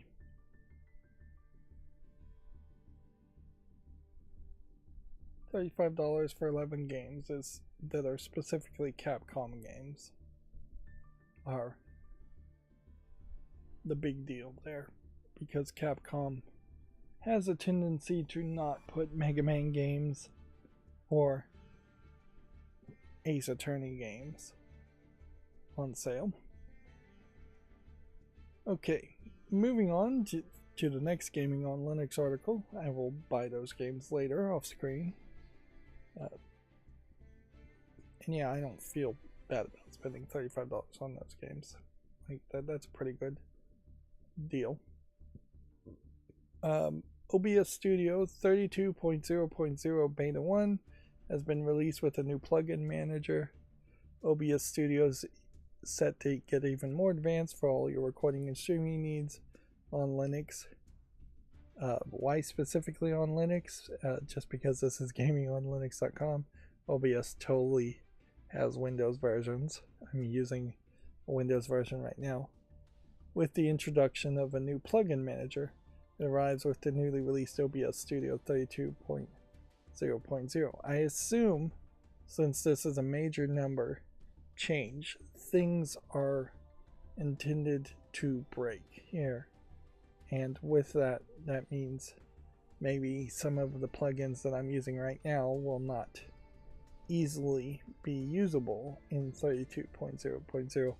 Although inherently, I just don't ever want to use the newest version of OBS. I want to use one number behind. So by the time 32.1.0 comes out as a release version, not even as a beta version, that's when I would install whatever 32.0 point whatever is the latest version there.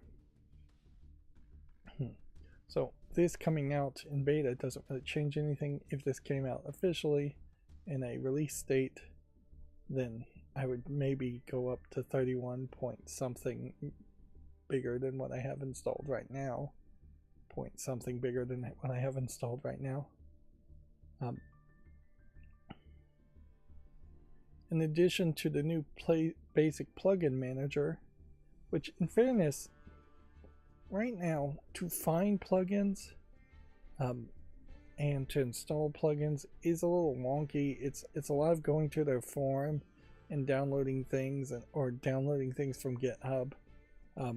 It would certainly help if there's kind of a storefront to shop for plugins and find them and know you're getting the official versions and the right versions. Although most people using OBS probably won't even install too many plugins or any plugins. I use Advanced Scene Switcher myself, and that seems like that's probably the only thing I'm still using. And I really couldn't live without it, but all the other plugins I've tried, I've mostly abandoned and weren't doing anything too interesting. In addition to the basic plugin manager, they've also added hybrid MOV support and expanded the NVIDIA RTX audio effects, which I guess on my new computer, which isn't going to have an NVIDIA graphics card, I won't be able to use those effects. As far as noise reduction, which is mostly the audio effect I would want to use, and an improved format selection for Pipewire video capture for Linux, and much more. Sounds like it's going to be another nice really nice release, and it's so easy to use.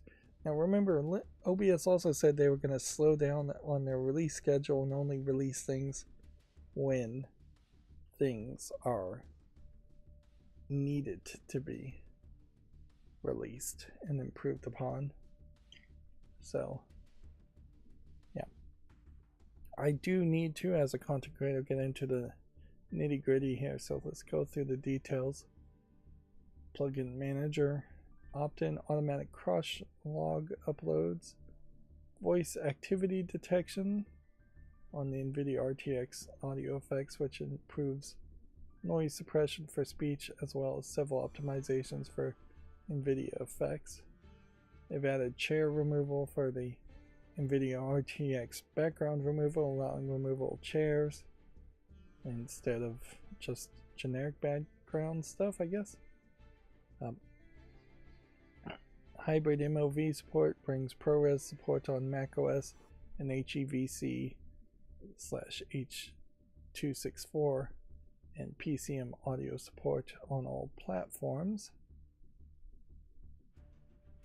Let's see. OBS Studio will no longer load plugins built for a newer release of OBS to prevent future compatibility issues. So if a plugin says specifically it's for 33 or 32.1, it's going to check for that and say no, that's not going to work. I guess you probably have to hard code that into your version of your plugin. They've added custom widgets in preparation for larger UI updates. They've added preparations for metal rendering. Stay tuned.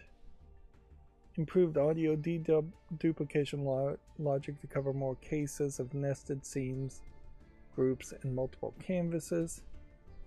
They prevent audio duplication when sources are set to monitor an output while monitoring devices also being captured.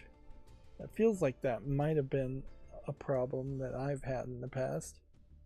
I definitely have had audio duplication issues in the past. They've updated the default settings for AMD encoders, hopefully for the better, one would assume. And they've improved accuracy of chapter markers in the hybrid MP4 MOV, which dropping chapter markers in a video sounds very exciting. Will YouTube actually support hybrid MOV with chapter markers in particular, or is that going to be something that really only works for like ProRes video editing and does me really no good as somebody who doesn't want to edit their videos before uploading them to YouTube? You can re-hide the cursor, I assume that's supposed to be hide, H-I-D-E, in edit fields on macOS, and improved format selection for Pipewire video capture. And then seems like there's going to be a list here of bug fixes, but since it's a beta, I don't think that really matters too much. Okay, somewhat exciting update. Plugin manager, I guess, and hybrid MOV, I guess, is the most interesting thing to me over even the plugin manager. But yeah, that is also not really knocking my socks off. So yeah, I still don't really know if you can dual stream with OBS, or if that is exclusively a Streamlabs thing, or if I could stream a vertical and horizontal version of my streams using OBS, or if that's exclusively a Streamlabs thing. It would be weird with my new computer if all of a sudden I started using Streamlabs for some reason. I doubt I'd do that, but who knows. It's a small possibility, I guess. Moving on, Proton Experimental gets fixes for Doom Eternal, Resident Evil Village, Red Dead Redemption 2, and more. Here we can see Mary Skelter Nightmares is an interesting one. Fairy Fencer F is another one. Definitely seems like maybe they are going for games made by the same companies. a lot of times, or maybe they're actually going through games based on just the random people that are still playing them, which I'm not sure. Lego Indiana Jones, the original adventure, so could correctly load controller mapping when using Steam input now.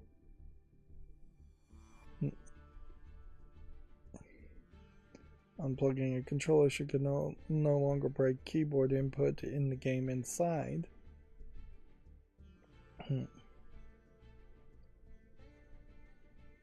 So yeah, they're also working on making Deadlock play well. Which that's an interesting thought. Maybe Deadlock will play very well on the Steam Deck and just require very little in power for everybody playing on more powerful gaming PCs. Speaking of more powerful gaming PCs, there is certainly a thought that maybe with electricity bills being as high as they are these days, I should build my new computer and configure it to be a lot more power optimized. As best as I can tell, there's somewhere around 180 watts that is being used every 15 minutes in my house since I've been watching my smart meter report that back to me. It's fairly believable that 180 of those watts are coming out of my computer. No, not really though. I would imagine some of that is also my refrigerator. So, but yeah, my refrigerator is, I think, always doing something because it has an ice machine. There seems to be some speculation I've seen that if you don't have an ice machine in a refrigerator, it will cycle on and off and save you a lot more electricity than one that is just constantly on and constantly doing something, which maybe there's some truth to that. And then yeah, my ceiling fan is always spinning, so that would have to be some watts too. But it is interesting that I've gotten it down to 3 or 4 things in my house that are using power, and then the more I think about it, it's probably a lot more than 3 or 4 things. And 180 watts is just like 2 90-watt light bulbs being on for, well, I guess it would be closer to 4 90-watt light bulbs because it's 180 watts every 15 minutes. But that's still not really that much. Yeah. I can't get down to 0 watts in a 15-minute period without there being an actual blackout happening. Anyways, I'm rambling here. Metal Gear Solid Delta Snake Eater is out now and Steam Deck unsupported, but weirdly SteamOS compatible.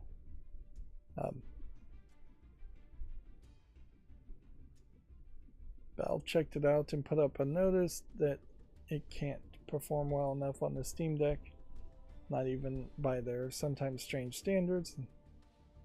Yeah.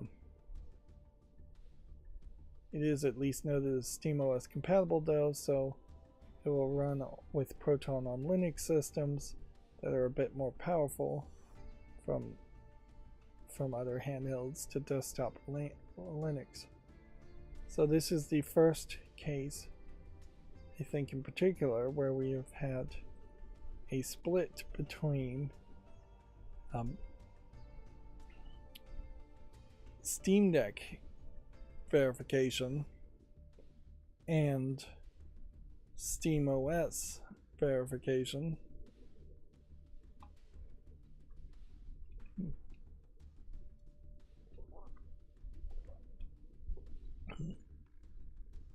Yep.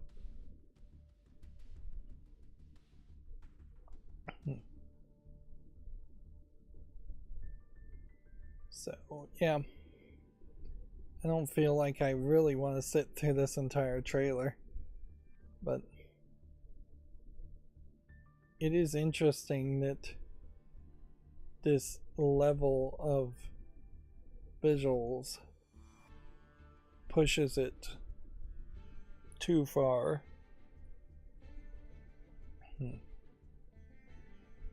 For the Steam Deck.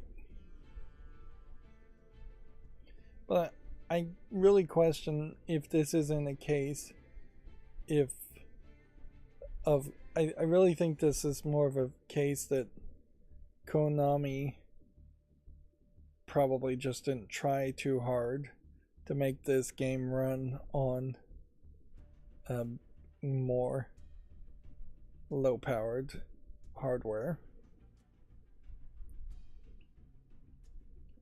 What's interesting on this is that you would wonder what the HD remastered version plays like, if it plays on the Steam Deck at all.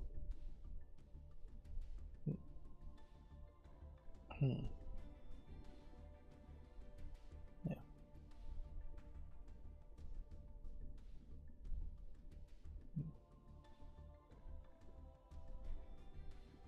Yeah. Well, one thing I will say about that trailer is that at the very least it does make the whole game feel a lot more serious than I think it really is, compared to looking at screenshots of shooting monkeys. But yeah. So overall, this is 81% positive on Steam. Just don't really know if I want to ever play this series, or if this is even the version that needs to be played. The minimal requirement here is what I wanted to check out. 64-bit processor and operating system, that's pretty basic. Windows 10, Windows 11, Intel i5 8600 or an AMD Ryzen 3600. It's interesting how the 3000 series and the 8000 series apparently are equivalent. 16 gigabytes of RAM, a 2060 Super 8 gigabytes, DirectX version 12, SSD recommended 100 gigabytes of available space. Yeah, if you had like a 256 Steam Deck, that would be a lot of space taking up, a lot of space to take up. And if you had a 64 gigabyte LCD version of the Steam Deck, you wouldn't be able to install it at all. But yeah, it doesn't even feel like they're really asking for anything more on the Ryzen side for processor power or any more RAM. They're just looking for better graphics cards. Yeah.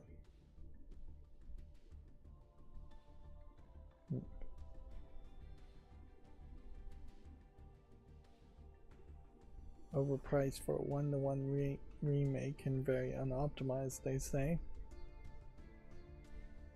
It's the #1 negative review that popped up, or the first negative review that popped up. So on the web browser, Steam Deck compatibility labeled as unsupported, but then where do they put in the SteamOS compatibility? Developers recommend playing it with a controller.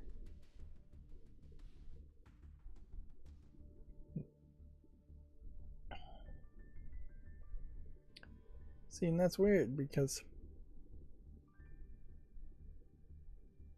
yeah, I'm not seeing a box here that says SteamOS compatibility. I just see Steam Deck compatibility. If I turn off uBlock Origin, well, I see something that says SteamOS compatibility. Did I accidentally block it at some point?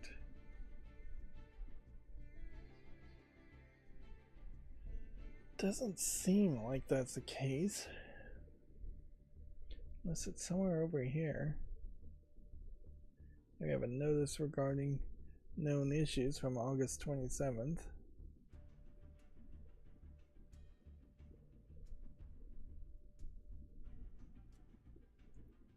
Okay, well.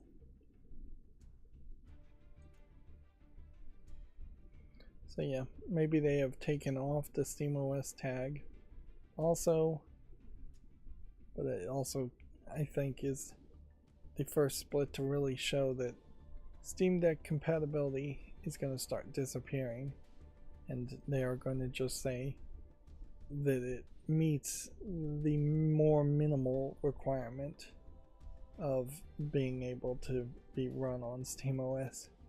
No guarantees that it actually plays well. Moving on, Gears of War Reloaded is out now and works well on the Linux and Steam Deck.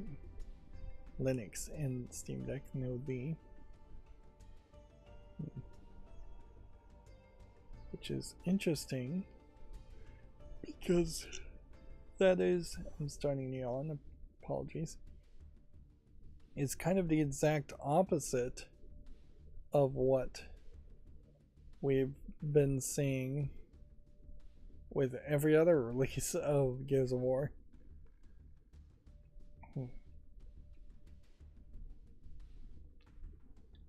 Which, yeah, that would be weird, certainly.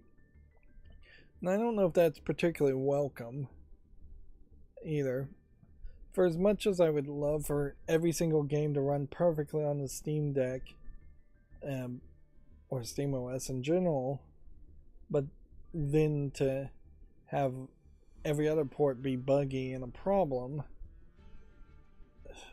would hurt the gaming industry more than it would help, and hurt gamers more than it helps. We have to still admit that even though people love to talk about the Steam Deck, there is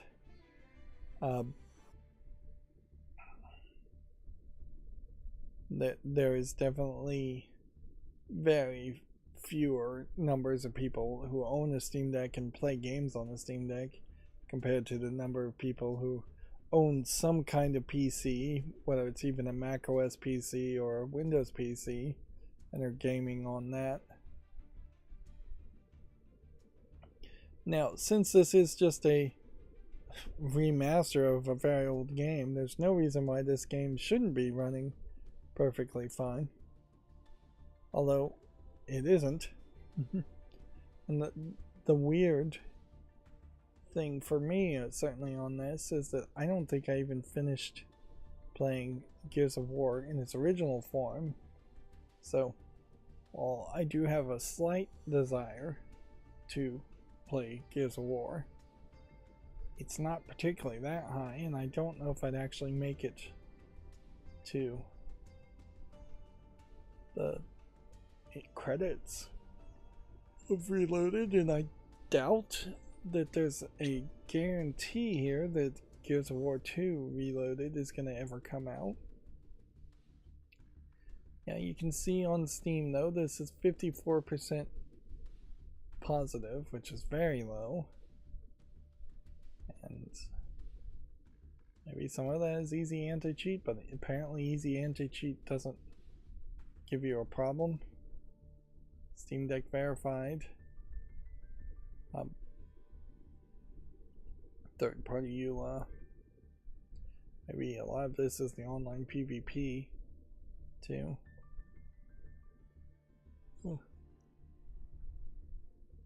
Removal of local co-op feature, which was advertised for PC as well as console. The game in itself is wonderful, but the actual services and crossplay functionality, online services are by all metrics completely abhorrent. This is a game that I love dearly, but in the current state I cannot recommend people play it. Almost seems like they wanted you just to play the single player experience, which why haven't we hit that point though? Like why have we not hit the point where people can make remasters of the game, charge probably a lot less than that for launch prices, and then just say, hey, we're reselling you the single player experience.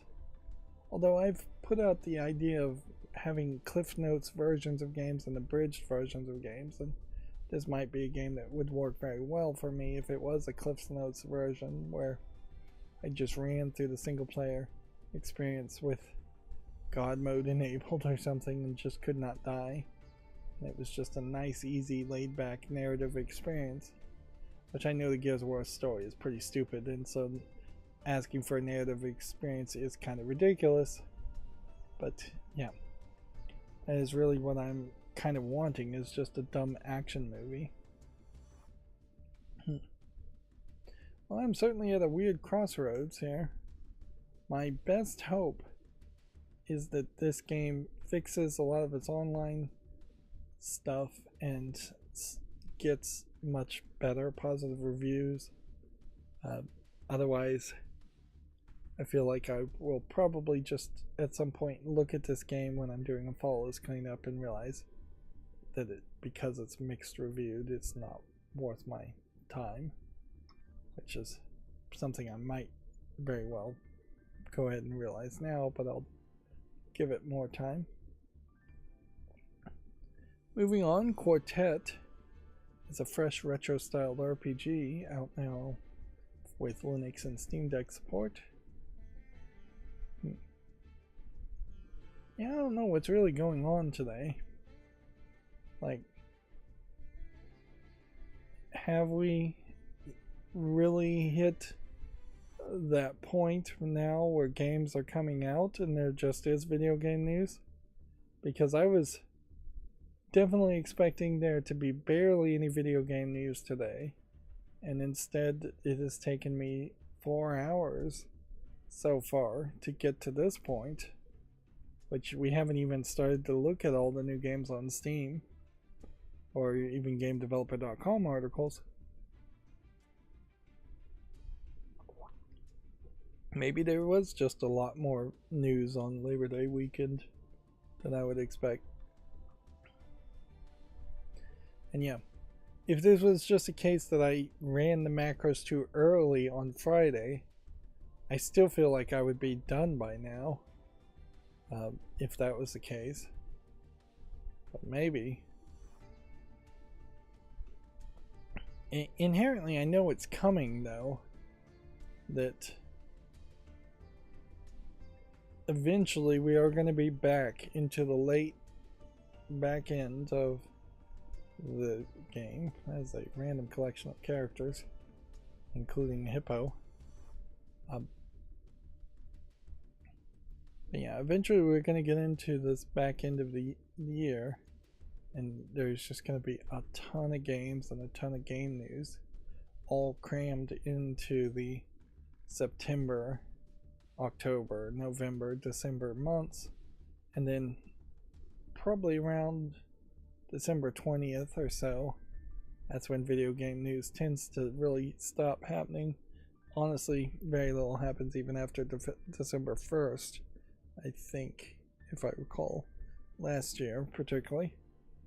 And then it is just almost dead silence for the first couple of months of the next year.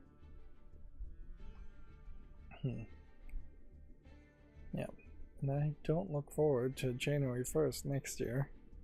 It definitely feels like it is just going to be a terrible time to realize that I've accomplished way less than I wanted to in a year. But I still have time to try to correct that as much as I can. Moving on, Sonic Racing Cross Worlds is Steam Deck verified, but it requires internet even for single player, which is weird but not super surprising either. It seems like that is more and more becoming the standard, although I don't know why you need to require the internet specifically or explicitly when Steam itself pretty much requires the internet every now and then to verify DRM. Although we've never really gotten any kind of confirmation as to how long one could go into offline mode and play games on a Steam Deck before Steam says you need to update your licenses and connect to the internet. I mean, there may not actually be any actual time there. That there is a possibility that maybe you could get a Steam Deck, load it up with a whole bunch of single player games, and then never connect it to the internet again. Moving on, Extreme Rate reveals a new Steam Deck back shells with interchangeable back batteries. This is the first time I've seen any news for a new shell for the Steam Deck in a long time. And I guess if I was actually playing games on the Steam Deck, I might be more hyped about the back buttons. Although, in particular, I just don't think I could ever get my fingers to work with the back buttons. Like, I just don't think I have that level of dexterity. Even there, you can see it is middle finger and ring finger that they're using, or pointer finger and middle finger. I just don't think anybody can actually use a pinky finger separate from a ring finger. But honestly, I don't think I really have enough control over my middle finger versus my ring finger.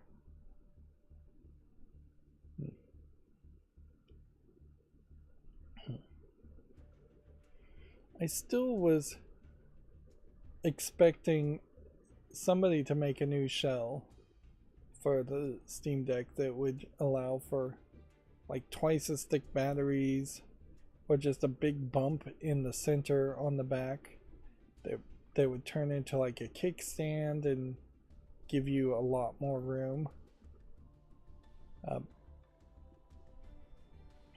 Honestly, you can make a new case that might just be better on cooling. Yeah.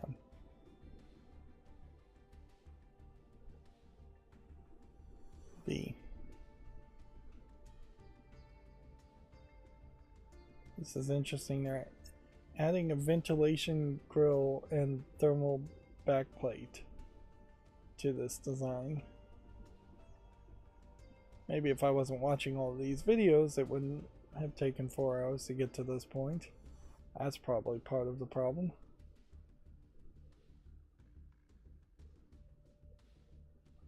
Okay. So you just stick that grill, and then there's a giant thermal pad. So even if you have a clear case, a significant portion of it's not going to be see-through.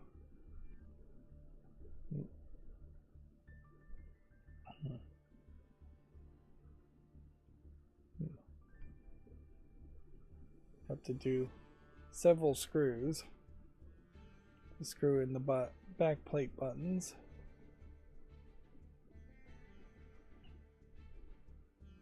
Yeah, I definitely think that there's a replaceable backplate somebody could have designed that would have given more room for components, bigger battery, larger NVMe SSD cards, more USB ports.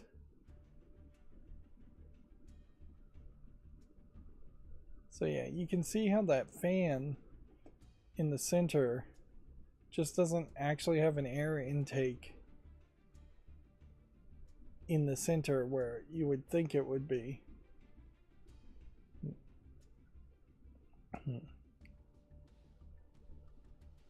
So yeah, this doesn't really look particularly amazing. It may feel amazing, but I would just think you made the Steam Deck look a lot worse by having this opaque but also thermal padded up backplate. The one advantage here is that you can switch out the buttons on the back plate.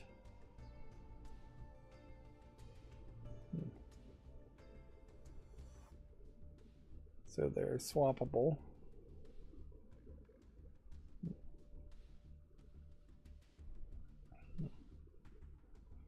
They're saying the final result looks super clean, which I definitely wouldn't really agree with.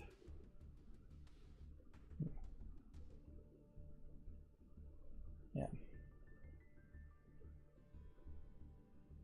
So if I was going to do this, I definitely would go with this or this, depending on what the front color plastic is. And you would have had to have gotten the limited edition Steam Deck OLED to have a white case anyways. So most people should go with this, in my opinion. Yeah, if I was Valve, that would be the thing I would be most disappointed in, is that there just hasn't been that much hardware modding or that much case modding happening around the Steam Deck, which almost certainly is going to encourage them to not really try and support any of that in a Steam Deck 2, because most of the accessories are just docks for the Steam Deck, and case mods are mostly just to give it more grip, and that's about it, or give it more protection. Yeah, very basic things. Although, in contrast to Nintendo, at least there are quite a few cases that did come out for the Steam Deck. Moving on, blending classic Disney style animation with horror by Sweet Caroline releases in October. I think we've probably looked at this game several times over. And I swear I've made YouTube shorts on this, or had the macro track make YouTube shorts on this, and still it doesn't have a checkbox on it for some reason. Still not sure why it's not working perfectly there. Yeah. What if I was to reload the page? Let's see if that does anything. Nope. Maybe there's something about the titles that's the problem. Well, we could test that. We could make a checkbox here, and then we could reload it and see that the checkbox is still there. We can properly reload it, which is different, and see if the checkbox is there. But it's staying there, so it's got to be something wrong with my macros, and I definitely don't want to work on the macros at this point. I want to move everything over to my new computer and then start everything from that point working differently. Demon School has been delayed until November due to Hollow Knight Silksong. I feel like we had already covered that article. The impressive App Store Bazaar has arrived on FlatHub. Okay, it's primary for GNOME desktops. The popular Linux distro CachyOS has a big update and some fun stuff for gamers. So this is one of the operating systems that they're doing on Dual Boot Diaries. The new podcast is CachyOS. It's a popular choice for Linux gamers based on Arch Linux, like Steam is, SteamOS is too, and August brought it some big new features. That being said, I've already heard of some problems with CachyOS, and that CachyOS may be too beta as an experience. Proton-CachyOS is their own version of Valve's Proton to run Windows games on Linux. Has various extras applied to it. With the latest CachyOS, they expanded the options available for it. A DLS version upgrader, an option to force the latest presets, and XESS now has similar version upgrade feature. They made improvements for physics, and the required NVIDIA libraries are now bundled.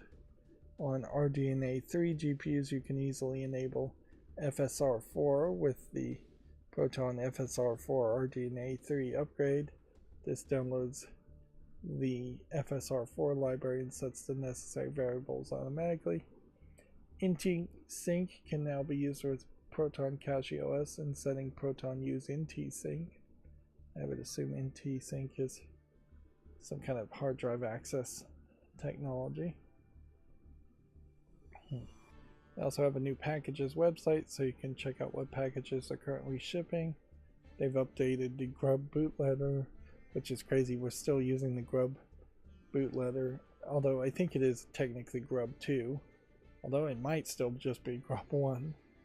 I know there's a Grub 2, but maybe it never got adopted. It enables snapshots with the ButterFS or BetterFS file system, although FS stands for file system, so that's kind of redundant. NVIDIA support was tweaked to enable S0ix sleep to provide low power standby, and the fork of Arch update with cache update is now available to give you a system tray indicator for available updates from official repositories and the Arch AUR. I don't know what AUR actually stands for. Arch Utility Registry. So yeah, there is a thought to maybe think about Cache OS, but I don't think so. I think you would still be way better going with Bakelite, even if you had a fairly brand new system with brand new equipment. I think Bakelite's still probably going to do you better than Cache is. But who knows? Any Linux flavor potentially could be the next big flavor and might get another 5% of Windows users to test it out. And maybe it is just going to be a death by small cuts type situation where people are not interested in Bakelite, but then a new group of people are interested in Cache OS, and then people are not interested in Cache OS, and then some new Linux flavor comes out that does capture people's attention. Moving on, Little Kitty Big City gets a big free update. Let's see.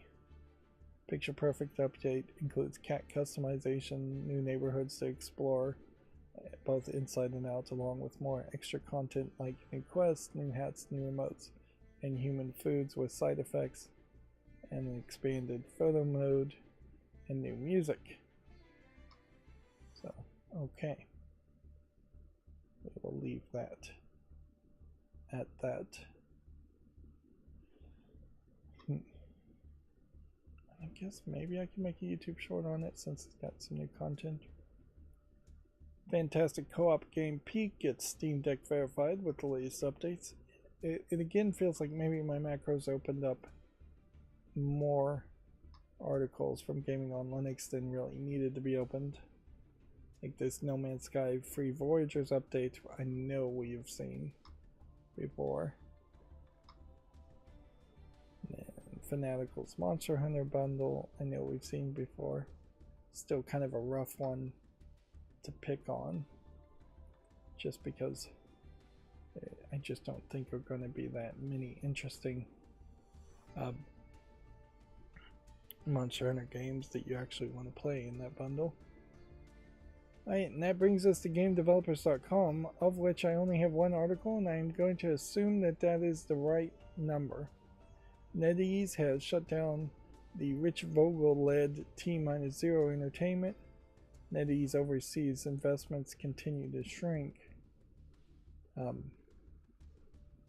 So the Chinese publisher, developer, and studio investor NetEase has shut down T-0 Entertainment, the game studio founded by the BioWare alumni Rich Vogel in 2023. Did they ever release a game, though? Yeah. There's a statement here on the LinkedIn page saying, he said, "We deeply appreciate NetEase for providing us both ample runway and support for helping us find potential investors to give us time and the budget to develop our game into a fully playable hands-on demo. It has generated a lot of interest." I wonder if this was frankly just being sarcastic for him to say this and they knew it, or if this is a actual sincere statement, which I am less likely to believe because I'm cynical, and maybe it just reminded NetEase that they still owned T-0 Entertainment. T-0 had been working on a third-person online multiplayer action game set in a sci-fi universe, which sounds pretty generic. Okay, well that's going to bring us to all new games on Steam, and I don't need to take a break at this point, so let's just move forward. And I guess the move here is that we are trying to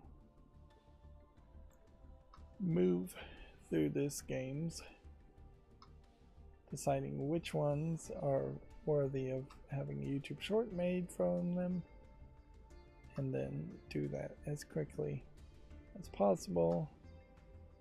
Again, if you see my mouse move in this direction, I am keeping it and moving to the next tab.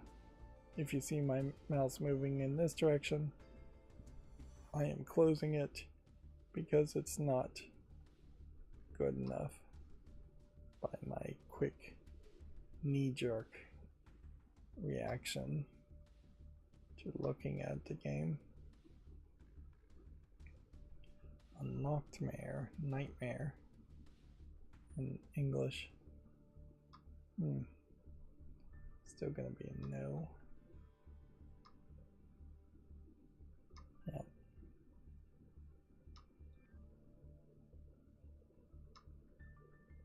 Maybe we will get lucky today, and even though it has been 4 hours and 20 minutes, we will have very little that we have to agonize over as far as games to make YouTube shorts on, or games to go through and look at.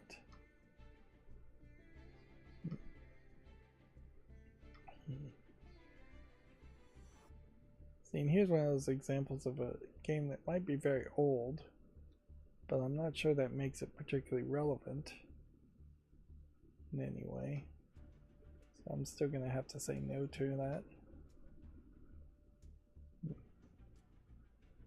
Do door 23.5.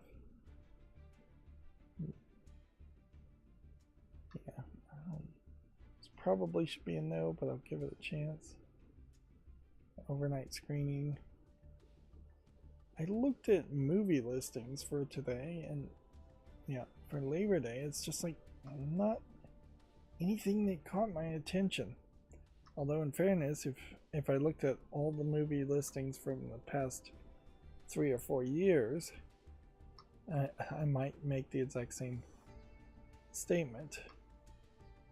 But yeah, I was just trying to see if maybe there was something that would have been somewhat of a big draw. I guess I inherently just don't know what people do on Labor Day. As far as, do they barbecue? Do they do anything special at all?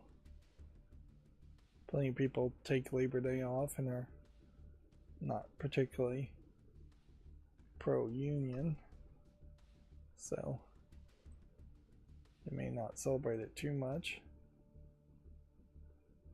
This adult game that I'm not showing you is called 12 Succubuses and looks like an 8-bit RPG Maker game, but it does have some big boobed succubus characters, so I'd suspect that there probably is more in the game that would be not YouTube family friendly.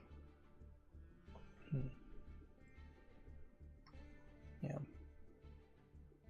Increasingly, there might be more and more cooking games on Steam that are cooking different flavors of things,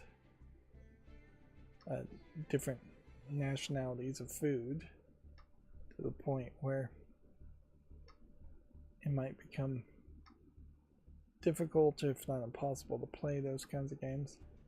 Like if I had a learn to cook Korean food game, I might be able to say yes to that, but probably couldn't. Now see, this is interesting. I know this is just a visual novel, and there's a decent chance that this is all AI generated. Yeah, that's what it says. But I also have to point out that even as AI generated images, this is definitely going for a different art style than we've seen before. And so that 1960s, 1950s pinup type look might have an appeal, certainly if you're telling an older story. I saw an article or somebody talking about why are these long flowing hairstyles not popular, what stopped them from happening, and they said specifically that in World War II, when the women took over the men's job, it was just unsafe for their hair to be long, and so it became very much the style to have updos where your hair is held up higher, or shorter hair cuts, which, okay, I guess that would explain a lot. And even today, enough women are needing to work, although probably not in dangerous factory scenarios, that they tend not to have the long flowing poofed out things.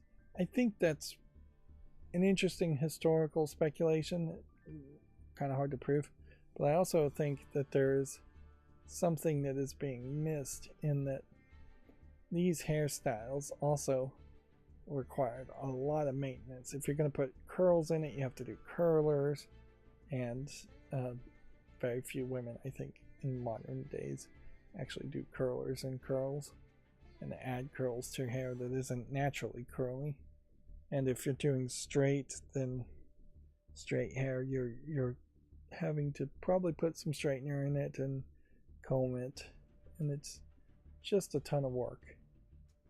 Yeah, and I imagine it happens fairly early, and that little girls, realize that they don't want their hair that long and that big of a hassle,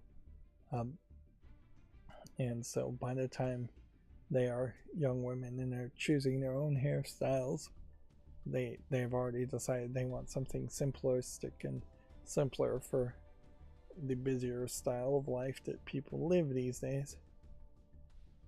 Although again, I hate that this is AI.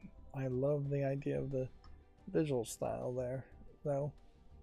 I would take AI generated visual style like the previous game over probably not AI low effort pixel graphics like this any day. Well, I guess take is perhaps the wrong word to use, because I'd probably reject playing either one of those. Didn't we just see a game that looked very similar to this? Yeah. See, the thing about this too is that I feel like I've seen a game with these kinds of creatures. SQYD Studio. And then the Swarm 2 is Soul Game. And so either this is a real coincidence, or that this is somebody pretending to be 2 or 3 different developers slash publishers. My Girl Desktop Toy, Anime Cat Girl, Mutex, probably not related to the program Mutex, which I don't even know what Mutex is. It's just a word I recognize from programming. Then I also don't really know what POSIX is. Here we have a visual novel. Feels like it may barely support English. And I think at this point I'm not bothering to try and make YouTube shorts on visual novels. I'm not sure that those are getting a lot of views. Although it's hard to tell. So this next game says Life with a Homunculus and is tagged as an RPG. Then the number 2 tag is nudity. Number 3 tag is sexual content. It feels to me like it is probably a somewhat simplistic game, but I don't know if there really is enough of a game here. It almost feels like it's trying to be something like Princess Maker, but then the screenshots are showing very little. So I just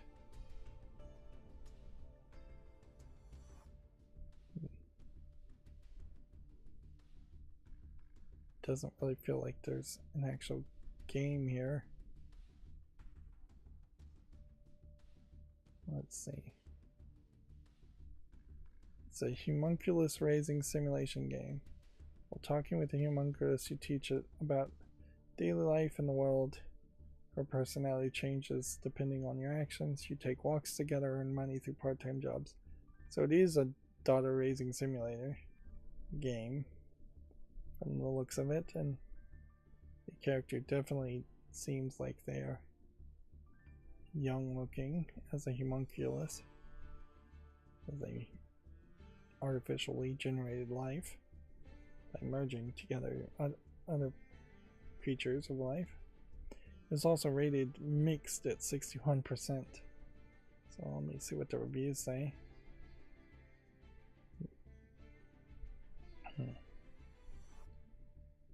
Gameplay elements are very bare bones. You have like 3 actions during the week. Let's see. Let's interact, take a walk, or work, with nothing in between. Yeah, it definitely seems like it's a very simplistic game. And again, I'm not showing it, just out of an abundance of caution. We have a museum game that's free. Which, are there any microtransactions in it? No. See, the weird thing about these things is that I've seen several of these kinds of museum games where it feels like maybe it is actually a real artist showing off their art, and not just some wannabe artist. Which, what's the difference between a wannabe artist and a real artist? I have no clue if there really even is a difference. But I've also seen museums where it feels like it is just AI generated garbage on the wall, or that the art itself just doesn't feel like it justifies being in what is effectively just going to be an asset flipped gallery through the environment. Anyways, let's move on. Sumo looks like it's a ham game. Is it really ham? I don't think I've seen anybody do anything with the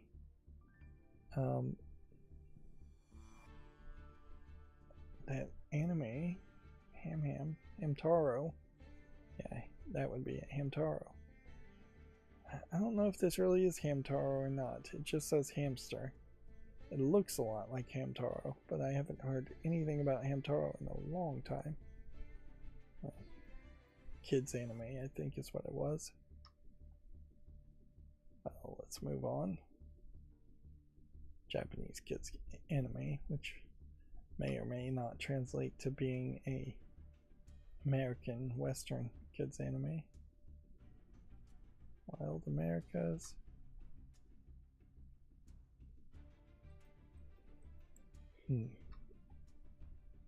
Yeah, and I definitely don't think that trying to marathon at this point makes sense. I've inherently already marathoned by going for an hours and 30 minutes, which I really shouldn't mention how long I've been going today. But yeah, if I was to go another 4 hours, I don't think I would be particularly in the best of places, mentally, physically, emotionally. Take your pick.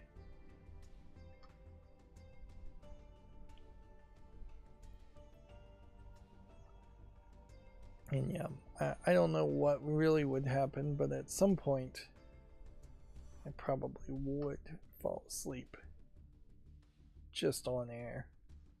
You would just be hearing me snore. Although,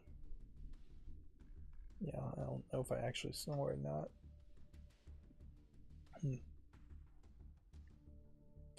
Yeah. And as I get older, the odds of me either falling asleep, passing out, or dying while in the middle of a stream goes up. Although in fairness, more than likely, me not being on stream and that happening is higher.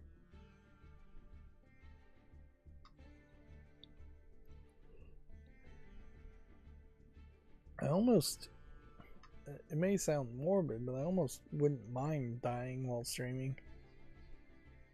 Yep. If I just went peacefully doing something I enjoyed, it's not the worst way to go.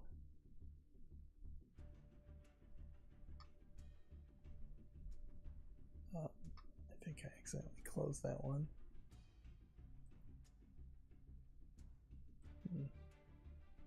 Where were we?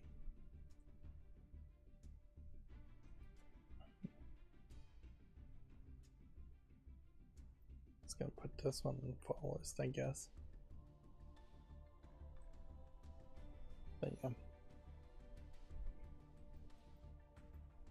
guess if I did kick the bucket, I'm being very morbid now, but like if I did in the middle of streaming, I probably would be able to stream on YouTube for roughly 24 hours, and then I think YouTube stops the stream at that point. If for some reason the stream could just go on forever at that point, then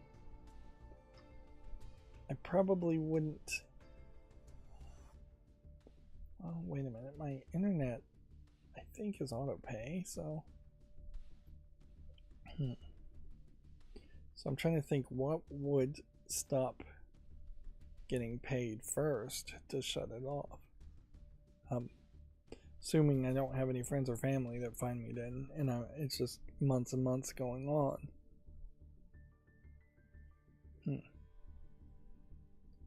Well, I might actually be. It might potentially go for months, maybe even years.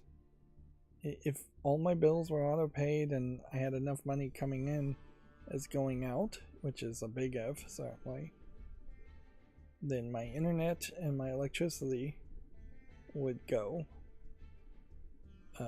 would stay on. And then if I wasn't eating anything, that would certainly save a few $100s a month. Yeah. This is getting really morbid at this point, but I think the most financially viable thing I could possibly do is die while streaming. Which, yeah. Like that might be the most fiscally conservative thing one could do. My Ecobee thermostats are set right now, at least, to adjust the schedule based on whether it detects movement or not. So I could see it turning off my air conditioner more often. Yeah. Which then that would save on electricity. and I wouldn't be using water, so that bill would go down to a minimal amount.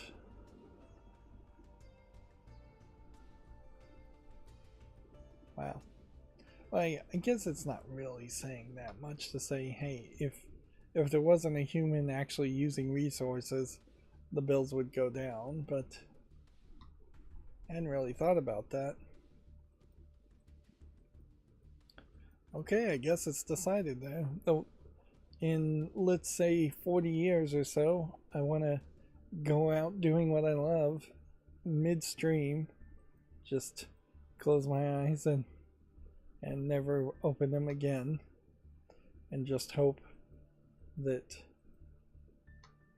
the stream can go forever. I think YouTube would probably shut it down. It would probably get flagged eventually, or more realistically, it probably would get shut down just being allowed.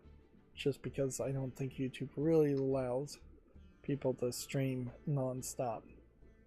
They stopped allowing that after enough of the 8-bit tunes to chill to streams were manipulating the system by staying as live streams and staying up for as long as possible. They weren't getting hit with any kind of takedown elements, takedown requests for some reason. I don't know why it really works this way. Here we have a brony My Little Pony inspired fan game, which we very rarely see games like that. But it does on very rare occasion happen. One every, say, 8-9 months. I think this Sisyphus simulator is probably nothing. It says Puzzle Journey, so I'd assume that this is a puzzle game, but it's tagged as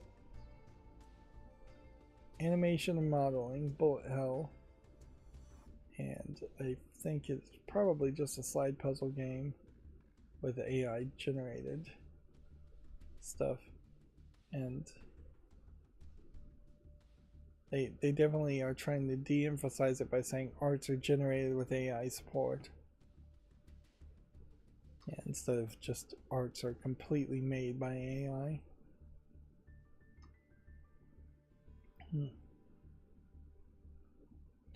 Yep, I definitely am gonna sound like a big old hypocrite at some point if I ever did have an idea for a game and could actually have the time and resources to program that game, and then for some reason didn't have enough resources to actually pay an animator to animate the game and use the AI instead.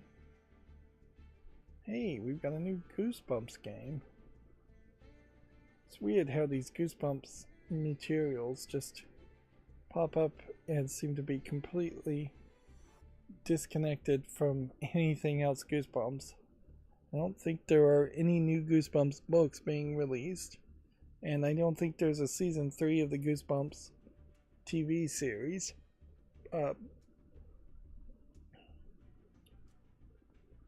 Yeah. It's questionable how relevant Goosebumps is in modern times, though.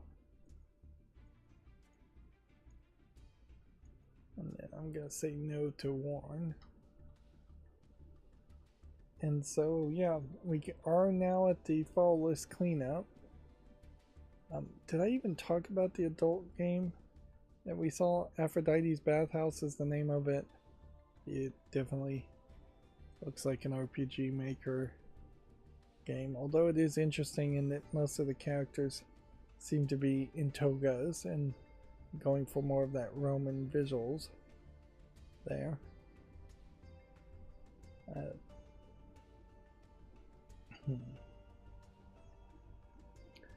Yeah, weirdly the game says it really doesn't have any adult content in it. Not really, but it's still tagged with hentai and sexual content, and I would argue hentai is probably the wrong description, since they are 8-bit pixel characters, it really is an Arkanoid game. It seems like that's your real gameplay loop. Alright, anyways, let's look at the file, let's clean up, and then we'll be done for today. Yeah, again, I guess I must apologize for speculating outside. I shouldn't have said anything at all, but this Angry Mother game, what's the actual name of this one? We'll see. Yeah, I shouldn't have speculated outside on trying to marathon. Like, that was stupid. I did make it to noon, but I am right about ready to fall asleep too. So I could drink a 5-hour energy drink, which would be kind of crazy. And if I did that, I would stay up for probably slightly less than 5 hours. And that's a 5-hour extra strength. 5-hour energy. V's Rage. I wonder if that was really the name of this originally. But yeah. I don't think I could stay up another 10 hours, which would be really more what I want to go for is, if not 10, at least 7 hours. I think we started at about 7 in the morning, and we've almost gone 5 hours. We've gone 4 hours and 45 minutes just covering the news. So even at that, somehow this news was almost 2 hours longer, and I just don't get why that is the case. And I'm saying I've gone 4 hours and 43 minutes in actual footage. The reality is, if you were watching live, this was 5 hours and 21 minutes because of bathroom breaks and such. Alright, well, that's going to be the end of this show. As always, I ask you to like, share, subscribe, comment, and keep on watching. I guess specifically today, I'm asking people to see if they can hype live streams. I'm not sure if you can hype live streams or if you can only hype pre-recorded footage. So